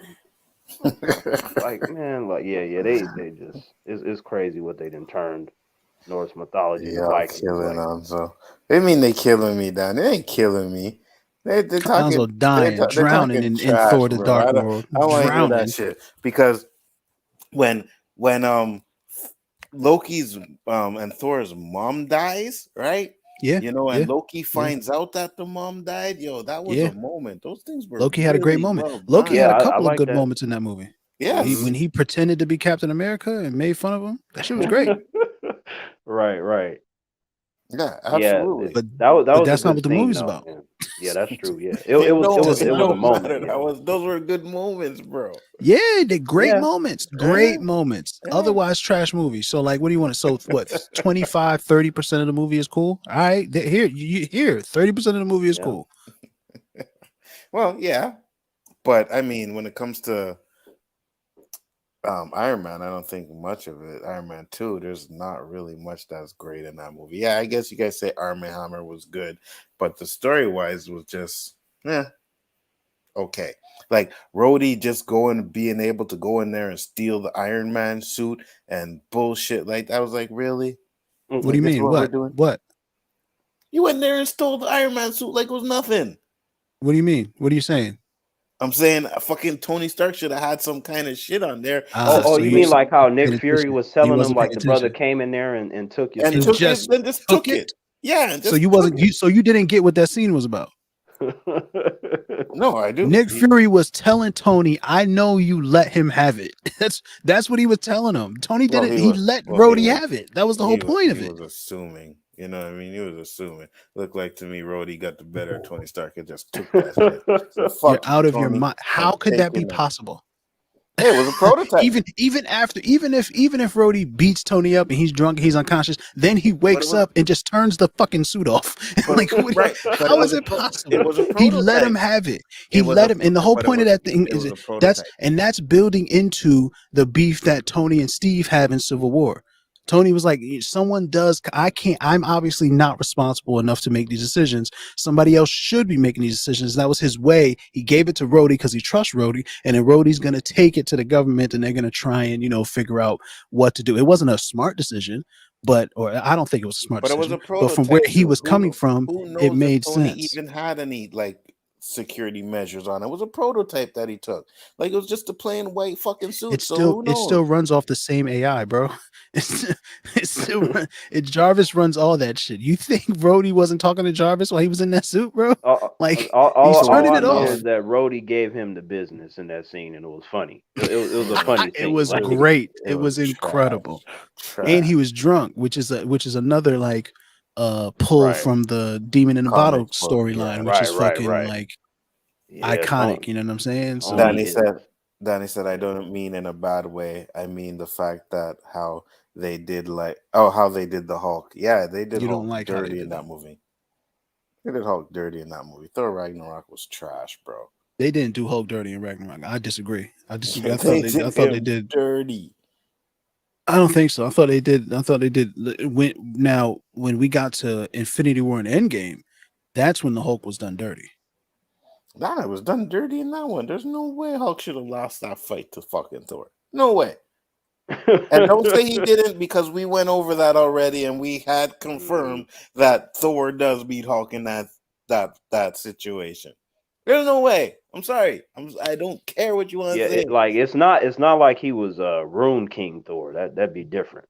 Yeah, Rune King Thor is hacked as fuck, but just regular, everyday walking around Thor, like, yeah, I don't know Hulk about would that. have wrecked Well, him. first Yeah. of all, he's not regular everyday walking around Thor. I Number one. just mean in And number two, comparison the to reason Rune why King. Hulk wins fights is because of his stamina.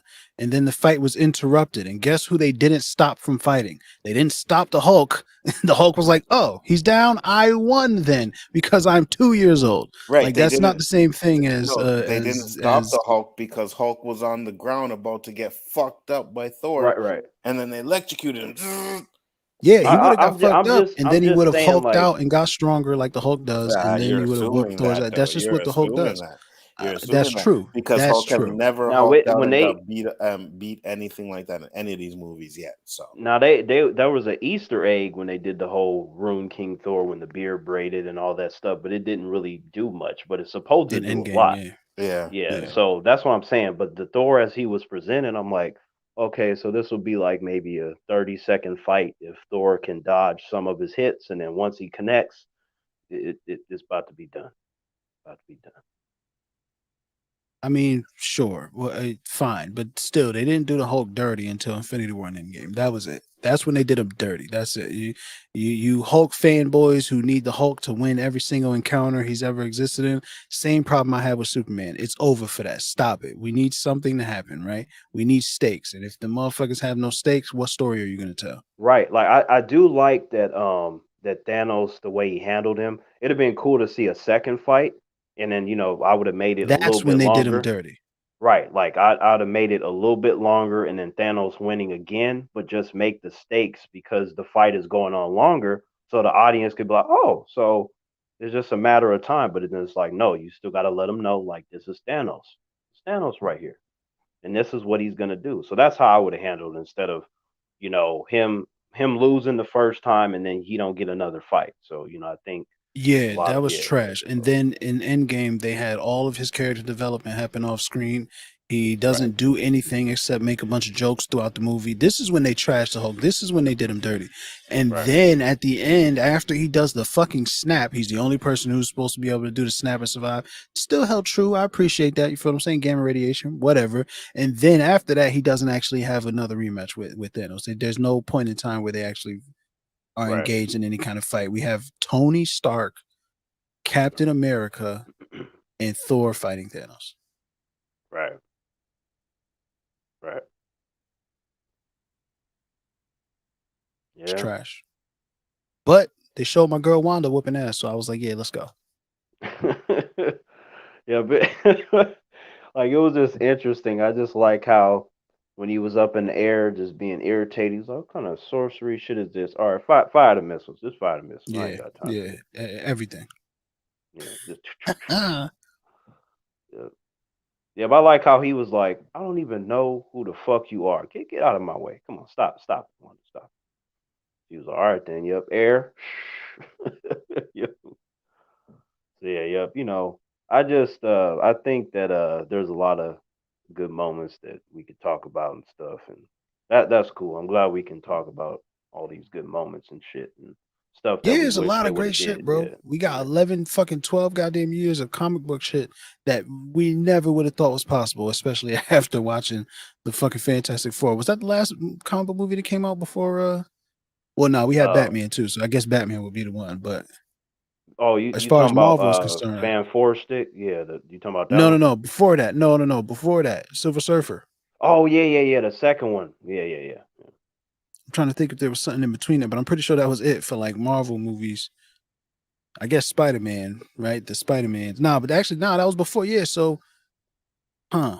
I don't remember when Fantastic Four 2 came out, if it came out before Spider-Man 3 or not, but Yeah. that was the last one. One of those was the last one we saw before fucking Iron Man came out and changed the game. Right. Yeah. So shout out to the MCU, man, for making Mm-hmm. fire shit for 11 years. Motherfuckers, but MCU's dying, it's trash, blah, blah, blah. All right. They making fire shit still, so I don't know how you measure trash.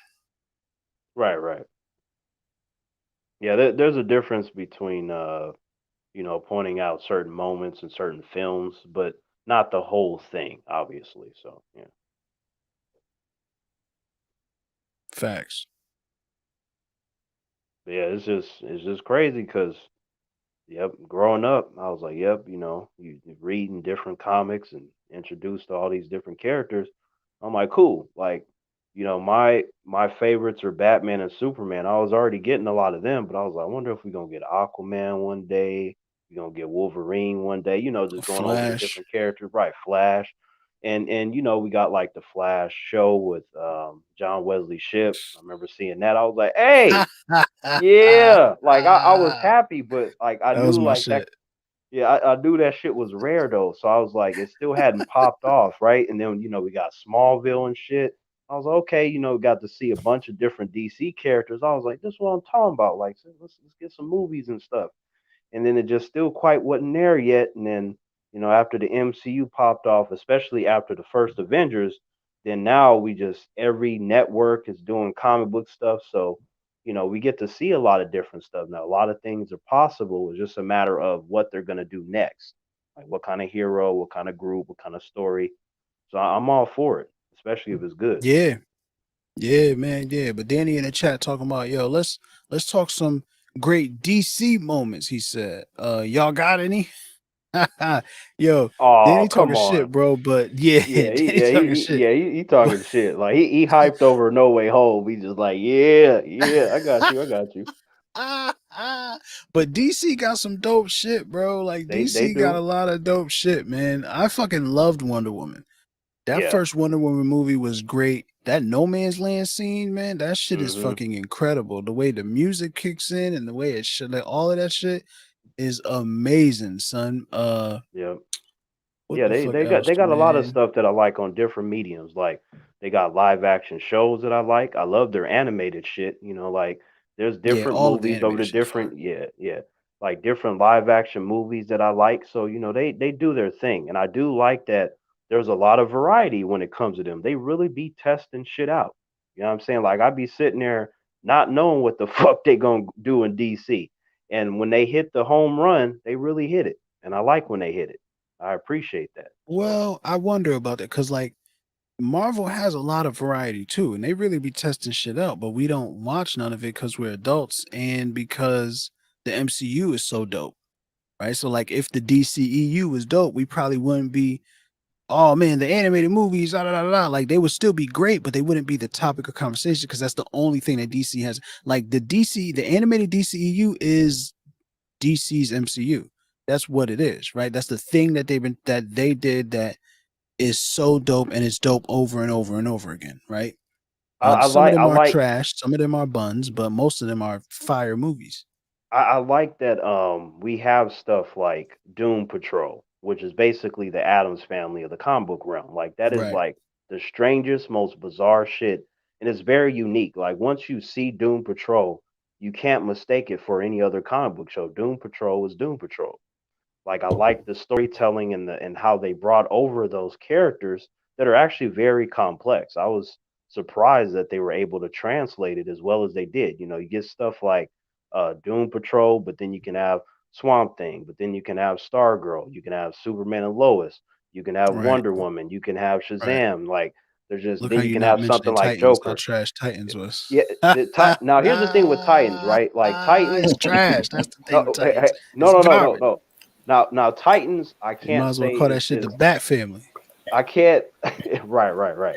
That's true, but I do like the fight scenes and the grittiness that's on that show. Like they be Some getting of the down fight, to yeah, Titans. I agree. Fight scene's Like, really good, and I think Hawk and Dove was really good too. Like I yeah, completely skipped the second season because I couldn't. I was like, I don't care. They left me on the worst cliffhanger in the first season. I was like, you're clearly just trying to trick me into turning in for the second season. This season wasn't good enough for that. So, but I loved Hawk and Dove in the first season, and then I loved them in what I watched of the third season. But then they killed Hawk, and then I watched the next episode. And I was like, all right, this show is still trash. It still has the worst dialogue that I've ever heard, the worst fucking American accents that I've fucking ever heard.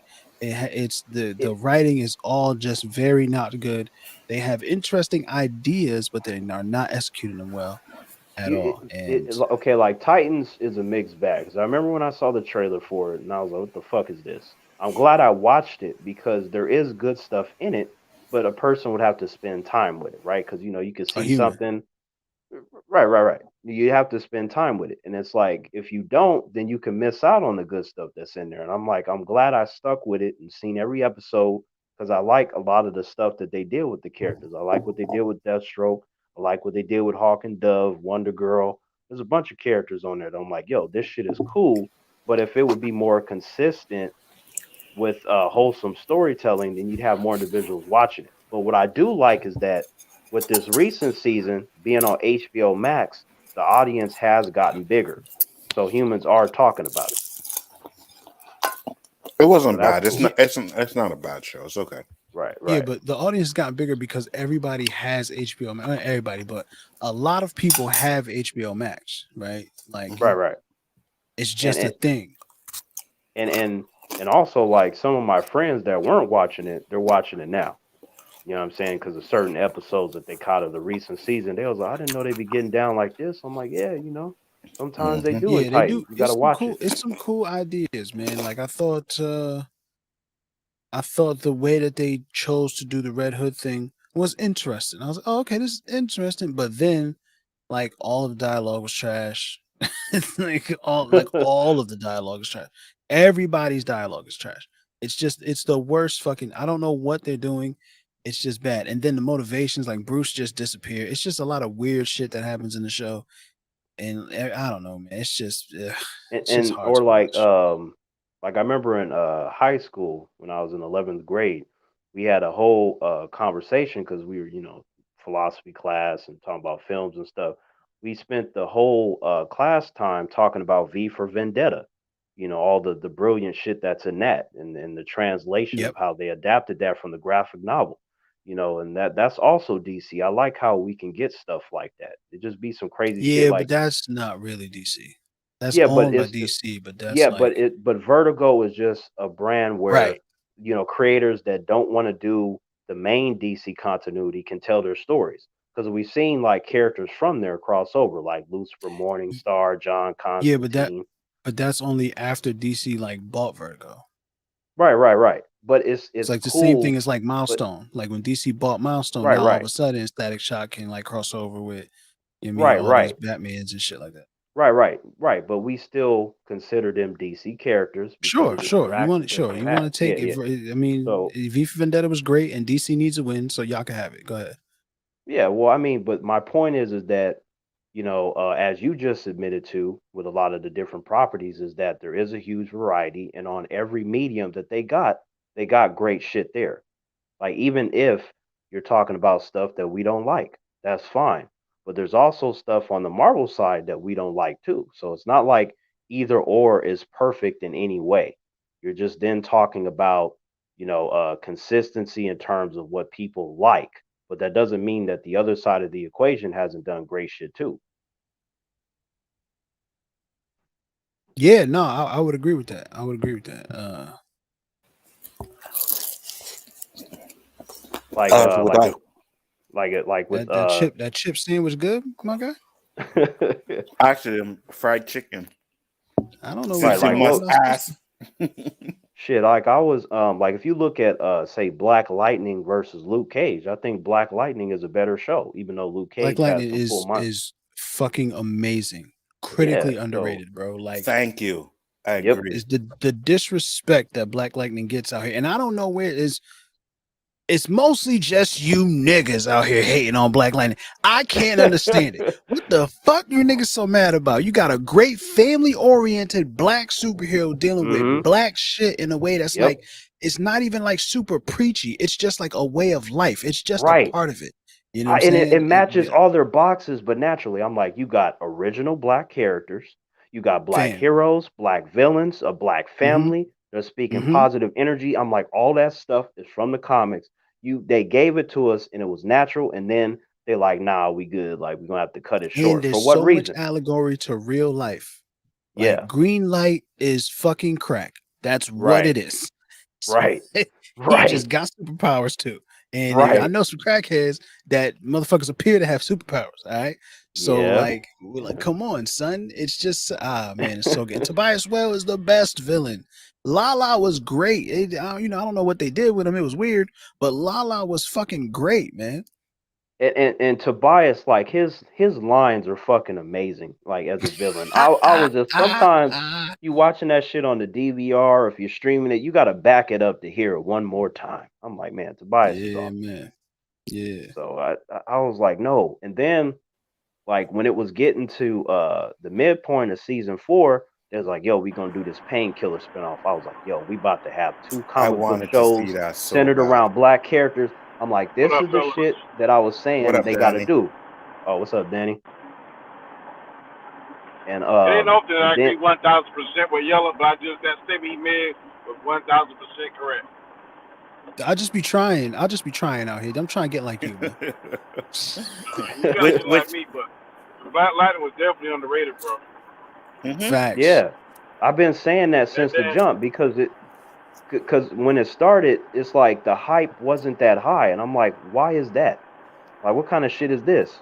And that first episode was amazing. The hype was higher for. Go ahead. How is Batwoman better than Black Lightning? Still staying on the air. I don't understand. Well, it's not better than Black Lightning. So I would say, with the CW specifically, right? Black Lightning got 4 seasons. Yeah, it got 4 seasons. Supposed to get that spinoff.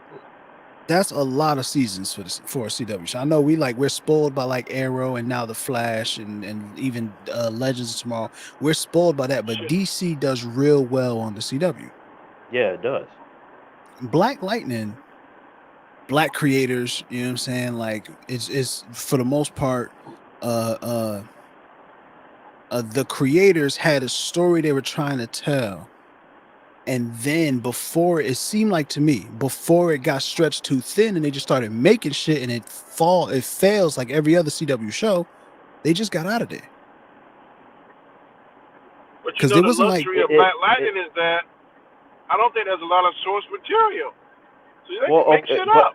Okay, but that's a problem though, right? Okay, but to be fair though, shit up, the shit falls apart. But to be fair though, Black Lightning, like, okay, the character number 1 was the first black character in DC to have his own comics, but his comic book arcs were always really small, like a handful of issues each time. So, them doing a show that's spanning 4 seasons, you can run out of some stuff. But at the same time, though, when Black Lightning, when they said, okay, Painkiller, we're not moving through with that stupid-ass decision. Then it was like, oh, and this is going to be the final season of Black Lightning. They said in advance they had 2 more seasons planned. And I remember early on they were talking about, yo, we're going to bring Static up in here.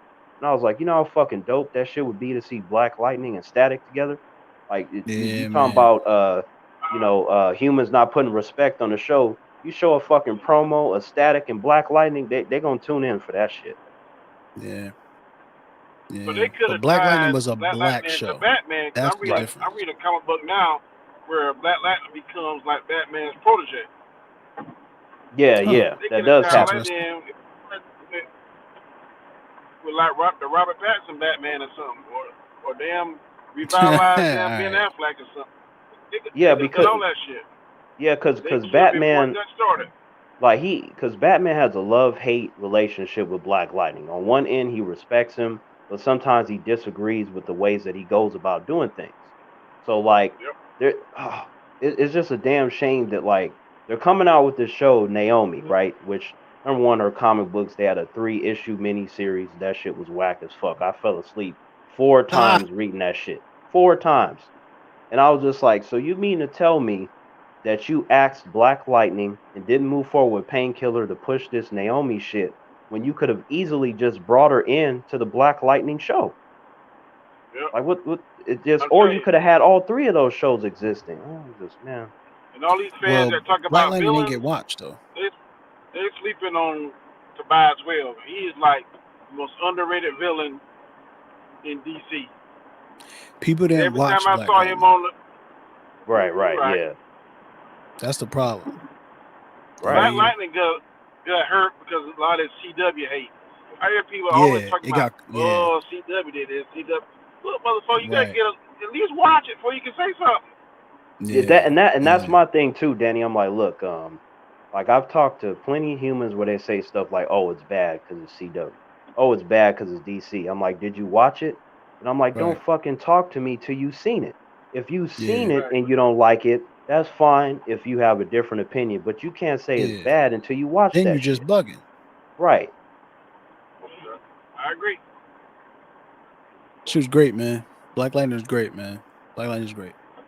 And, yeah, man. It's a shame, man. But I did not want to watch a Painkiller spinoff. I'm gonna keep it a bug with you. I did not care when they kept bringing back goddamn Khalil. I was like, I get it. He's sexy. He's young. I understand why you keep bringing him back and his shirt off in every scene. I understand, CW, son. Yeah, I get it. The 13-year-old girls love it, but like, stop it. I'm done with him. He was in a room for the whole 3rd season. The whole 3rd season, he was in a room, one room, the whole 3rd season, and then at the end, they were like, "Oh yeah, go kill some people." Come on, son. I agree with you, Yella, to the part where he was kind of like at peace with the bad part of himself. Yeah, he's sexy. You agree that he's sexy, though, right? I feel you, Danny. No. He's a handsome black man. Absolutely. I ain't looking at all that shit. I'm talking about. I agree with you when he had the long braids and he was all up, Anissa ass, whatever the fuck her name was, Lightning. Jennifer. Ass. Yeah, Jennifer. I'm not a fan of Jennifer. Thunder. You're crazy. Jennifer was great. Man. I won't. Yeah. They shot me and anytime. Thunder is a woman. Lightning is a girl. Facts. That's how I see it. That's facts. Yeah. Yeah. No. I like Thunder and Lightning for different reasons. Let's just get that shit off top. Remember, Danny, when you asked me which one, I was like, yo, both of them at the same time. I want to be shocked. I want Anissa to do that. Shit. I want her to do all that shit to me. Absolutely. I want Thunder to clap me every night. Go ahead, clap. Yeah, all that. Yep, do that. Yep, the breath thing, and then Jennifer. That shit was annoying. That shit was annoying. Every time she was doing this, come on, son. Every single we know how your powers works, babe. You can stop doing that. They don't have to keep. You know what, Yellow? I didn't mind, man. When I was seeing her, it all worked out. I didn't mind either. When she be in those little sexy short pajamas. Oh my goodness. Man, when her ass ripped the outfit, I was like, yeah, that's what I was expecting it to do. I was like, sometimes in life, you should have known. You knew what was you doing. You knew when you had to jump into them things. You knew. Right. And but even like, the so acting, bro, ass. like Mom Dukes was such a great actor, yo. Like right. Tobias Well, he was he wasn't the best actor, but he was giving it up as Tobias Well. Like he was killing it, man. Yeah, he was. Yes. Yeah, he was. Crest, they have James Remar, man. Gamby was great. Yes, he was. Everything that Gamby did, I was like, Gamby, I get it.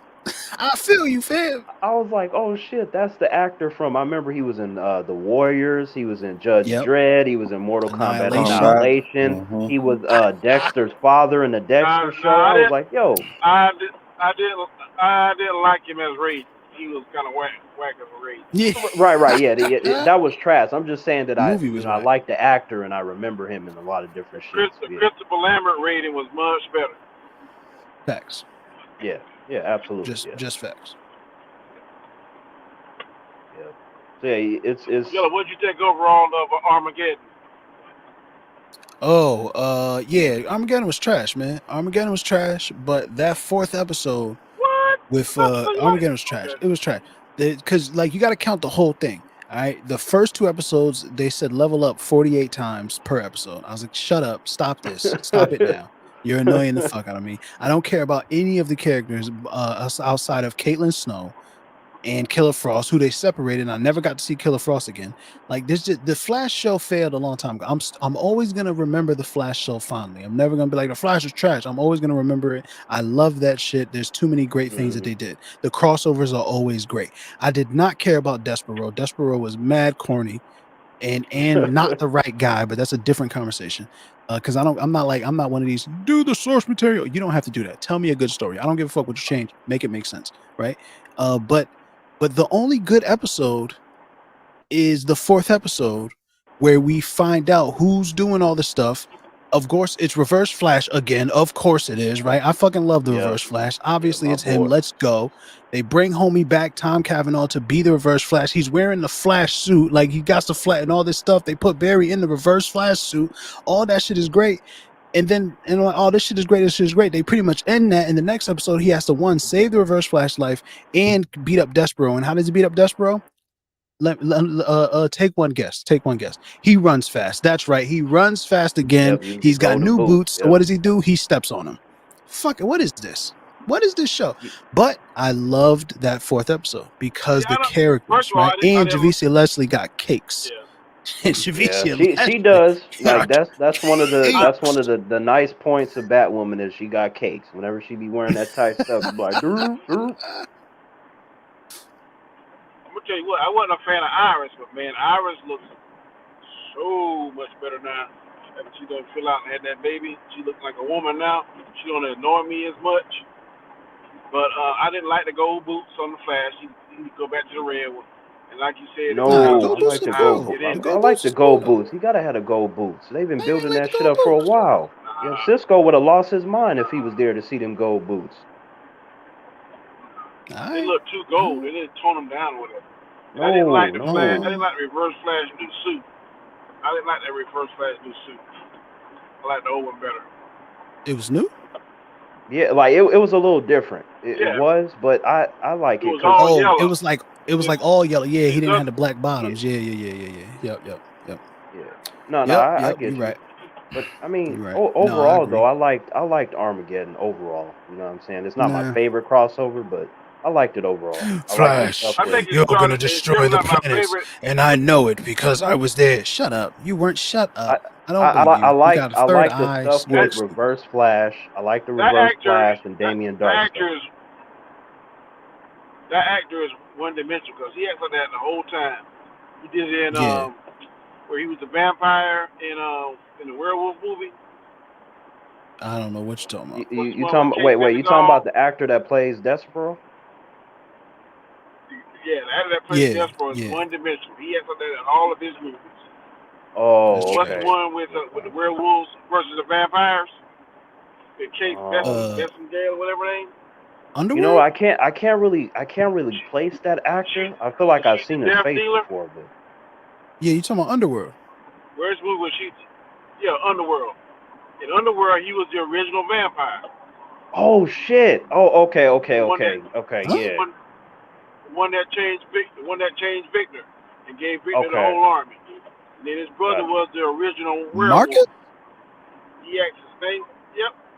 Oh, you talking about in the prequel?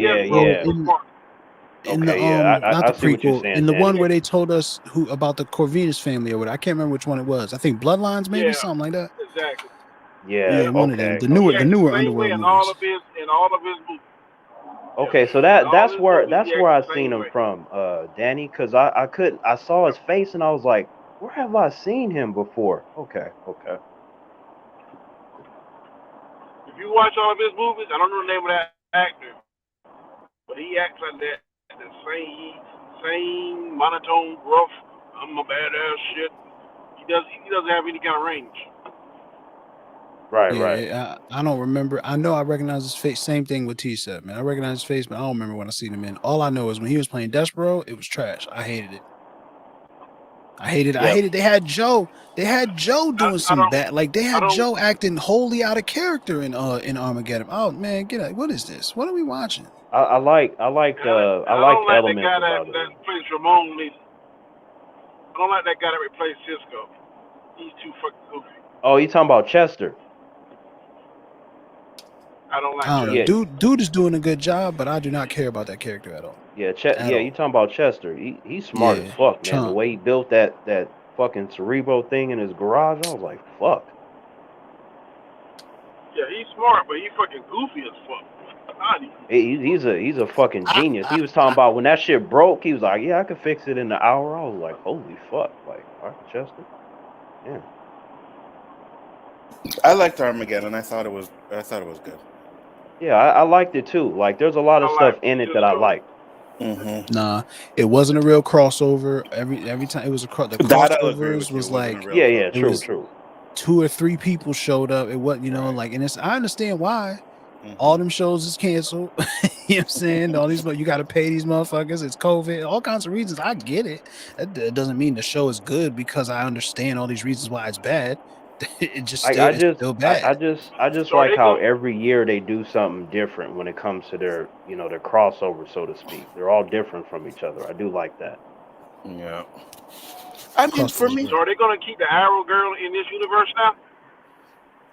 Which one? no, the Arrow girl. No, I think she went back to the future. Oh, you talking Did about Mia Queen? Yeah, Yeah.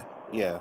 yeah, I because think she went back she to was the from the future and shit, and then the crisis brought her into present day and shit. So Oh, she's in present day now. yeah, like because what she was happened in was Armageddon. yeah, She was because chasing down. right, because Go ahead. what happened was she was from the future. Like in the last few seasons of Arrow, you see them do the flash forward instead of flash backward. You got Mia Queen and her brother William and shit. And with the crisis thing, it brought him to present day, and Oliver Queen got to see his kids, and then they had the whole I remember, the but I team up thought they thing. went back though. Oh, what happened was like something happened with William in like the final episode of Arrow. He got Mhm. kidnapped by those other fucking. It could be either the Deathstroke crew, the new one, but it was a mystery. We were supposed to find out when In her when they were series. gonna do like the Green Arrow and the Canaries show, Right. but they didn't do that, so we didn't get to find out in that way. That shit got canceled. That shit was trash. I like the backdoor pilot. I thought the setup was good. I was like, hey, I'll take this over Batwoman. I'll tell you that shit. Yeah, for sure. Me too. Me too. That Batwoman. I mean, that Batwoman Batwoman is was trash. bad. And I One don't thing know I like- how you watched every episode, Terrence. I don't know how you did it. Hey, Andre, He I'll committed. tell you like this, like, cause For real. like you've heard me say many times I love DC and Marvel, right? I'm a bigger DC fan, but I love them both. Clearly.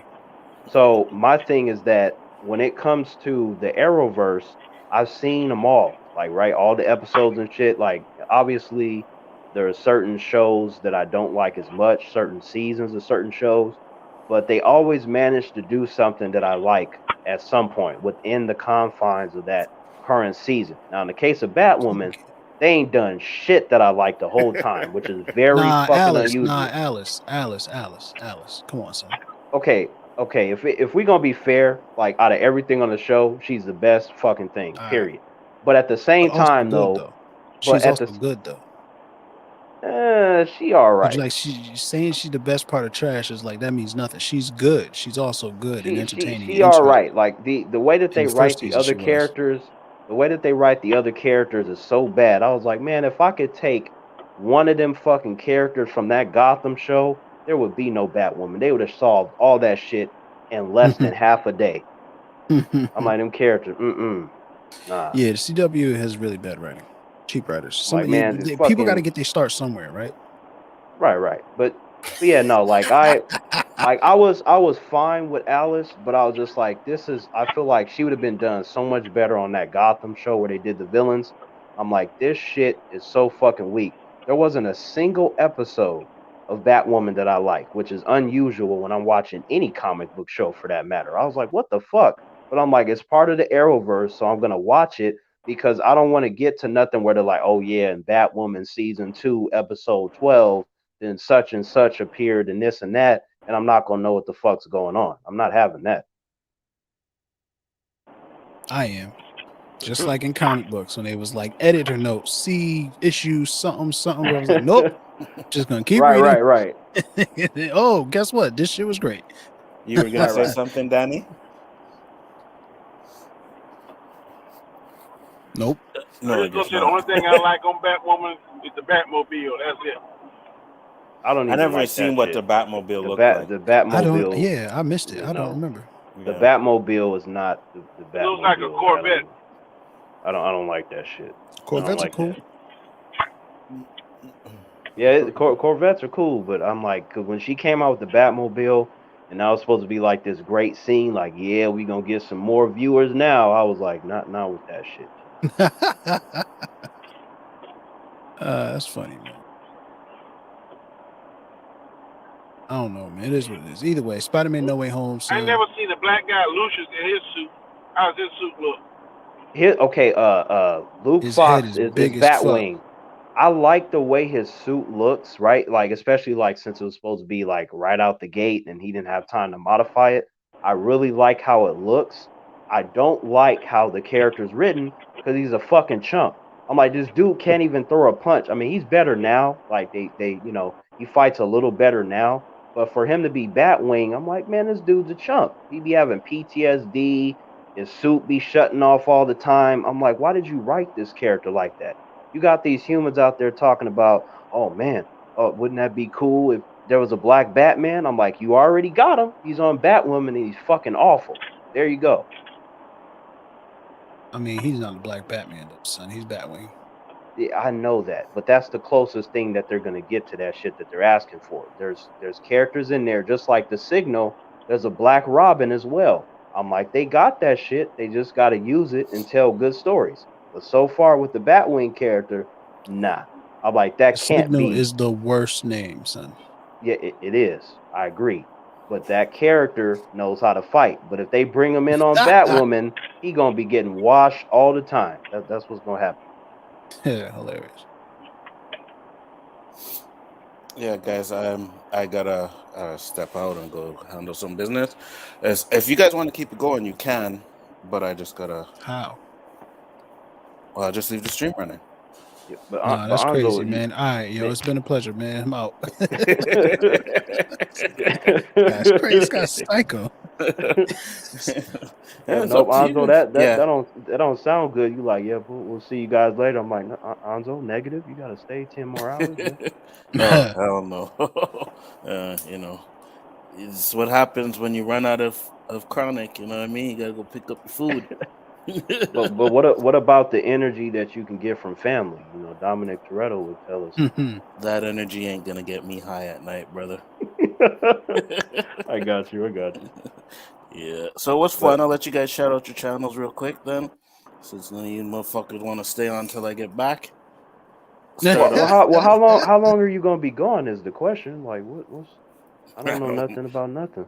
I don't know. Depends. Could be an Listen, hour. you could be hear an hour how and he a half. talking T. It's a ridiculous idea. Like, what are y'all? Hey, you guys were enjoying the conversation. But Yellow, man, this is an awesome stream, man. I enjoy talking to you. That's what I'm saying. You guys were killing it. You know what I mean? So, but it's up to you. But no, I'll close it down, and I guess maybe we could do something another day or whatever. I ain't got nothing planned for tonight anyway, so see what happens. But yeah, Terrence, shout out your channel real quick. Oh, hey, what's going on, humans? Terrence here. Yep, you can find me on T Virus Terrence. Yep, over there I got about 3,500 some odd videos, and Nice. I've organized all of them in a playlist, consisting of topics, movie reviews, TV show reviews, different scenes and things that I like. So there's a lot of variety over there. It's kind of just whatever I think about at that moment in time. Recently, YouTube tried to terminate my channel, right? Like I woke up to discover that there was like 3 strikes, and it was based on some topics that I covered and some sensitive humans that got their feelings hurt. So I guess they was trying to strike my shit down. But I appealed all of them, so my account is now in the clear for now. But that tends to happen with me is that sometimes humans, they can't handle difference of opinions, and they feel like hey, let's flag this dude's channel and stuff. But I made it. I'm still here, so I feel like if you're open to things and you're not too sensitive, you go over there, you might have a good time with all the different variety and the Terrence opinions that I tend to have. And I'm pretty passionate and knowledgeable on different things. So, go over there and see if there's something you like. This was recently, Terrence? Yes. Yes. Oh, A few yeah? days ago. Yeah. Oh, hmm shit. But Flash, I had a question real yeah. quick. Did you guys watch Gotham? Yeah, absolutely. I think I told you Yep. already, Anzo, like when it comes to these Another underrated Marvel show. shows, when it comes to Mm-hmm. Marvel and DC shows, I was there watching them and reviewing them as they came out when they were new on the other channel that I had with my brother. I was Yeah. doing all that shit.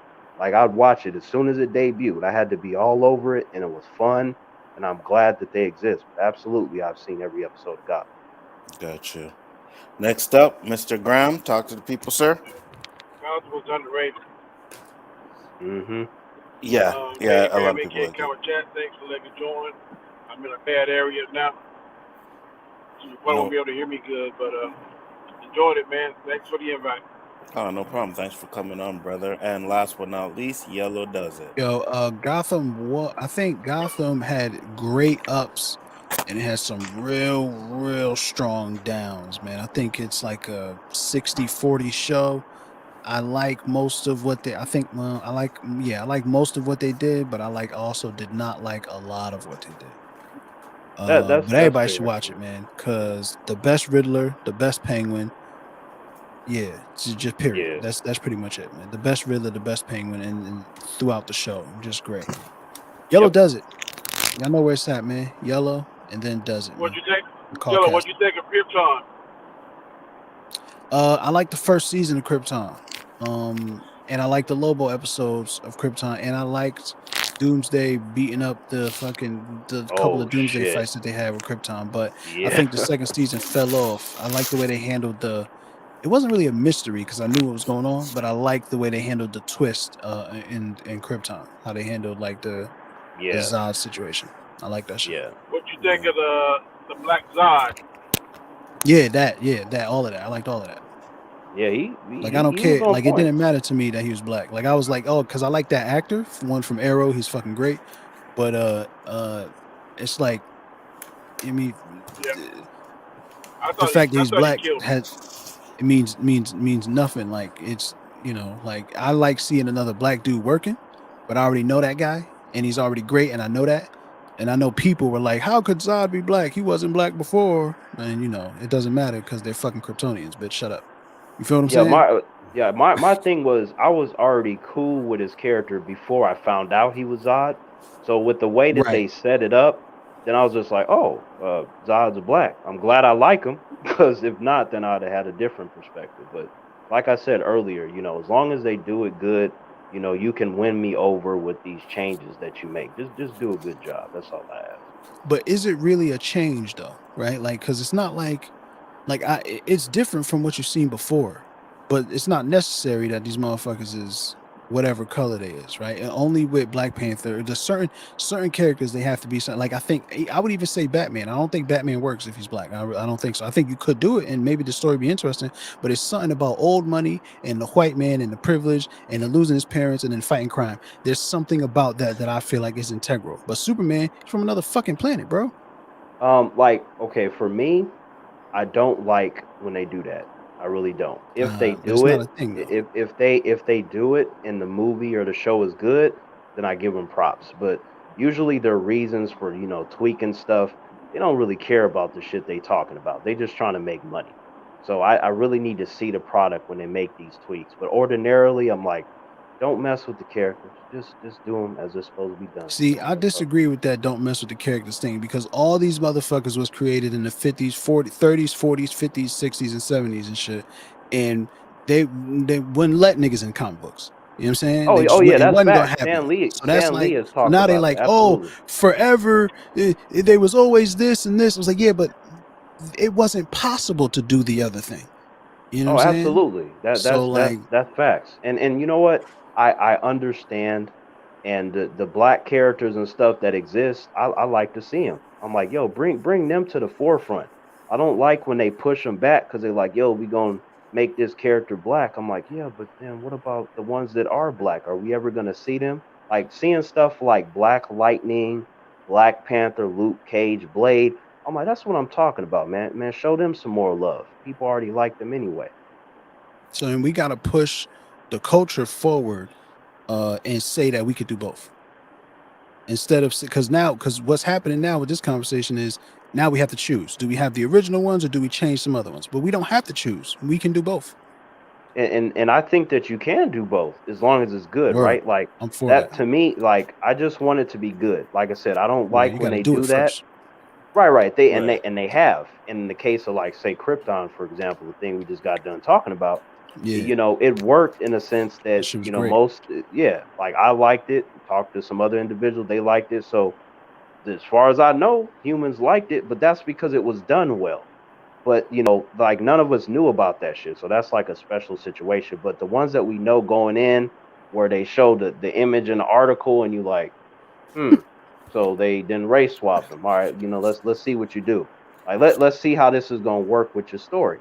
And if it's on point, I'll be the first one to go, damn, y'all made it work. Thank you, because I like this character, and I'm glad you kept the elements about the character that are important, despite you making a tweak like that. So Nah, man. the whole Nah. underlining thing is that I want the material to be good, no matter what you do. That's a fact. That's a fact. Because like I said, people complained about, you know, at the beginning, oh, the ancient one, they race bend and they gender bended. And then after people seen it, there was no more talk about it. You know what I mean? Right. So And you know, Anzo, it didn't help that Kevin Feige later came out saying that he regretted that decision. I was like, man, what are Oh, you did he? doing, man? Yes, because Yeah, no, but he should this have was though. after Shang-Chi came out. Then he was just like, oh damn, you know, we should have had some more Asian representation. I was like, Yeah, why say that now though? That's weird. Like, why didn't you just, because you that's how know? you feel. Yeah, Why? You couldn't I'm feel that just way? like, man, I'm like, look, I was one of those individuals when I saw the trailer. I was like, is that supposed to be the ancient one? I'm like, what kind of goofy shit is this? But then I was like, I'm still gonna watch the movie, and then I watched it. I was like, okay, she did a good job, so I was fine. But that doesn't change the fact that that's not what I was expecting to see when they was talking about, yo, we gonna do the ancient one. So, Yeah, I yeah. feel you.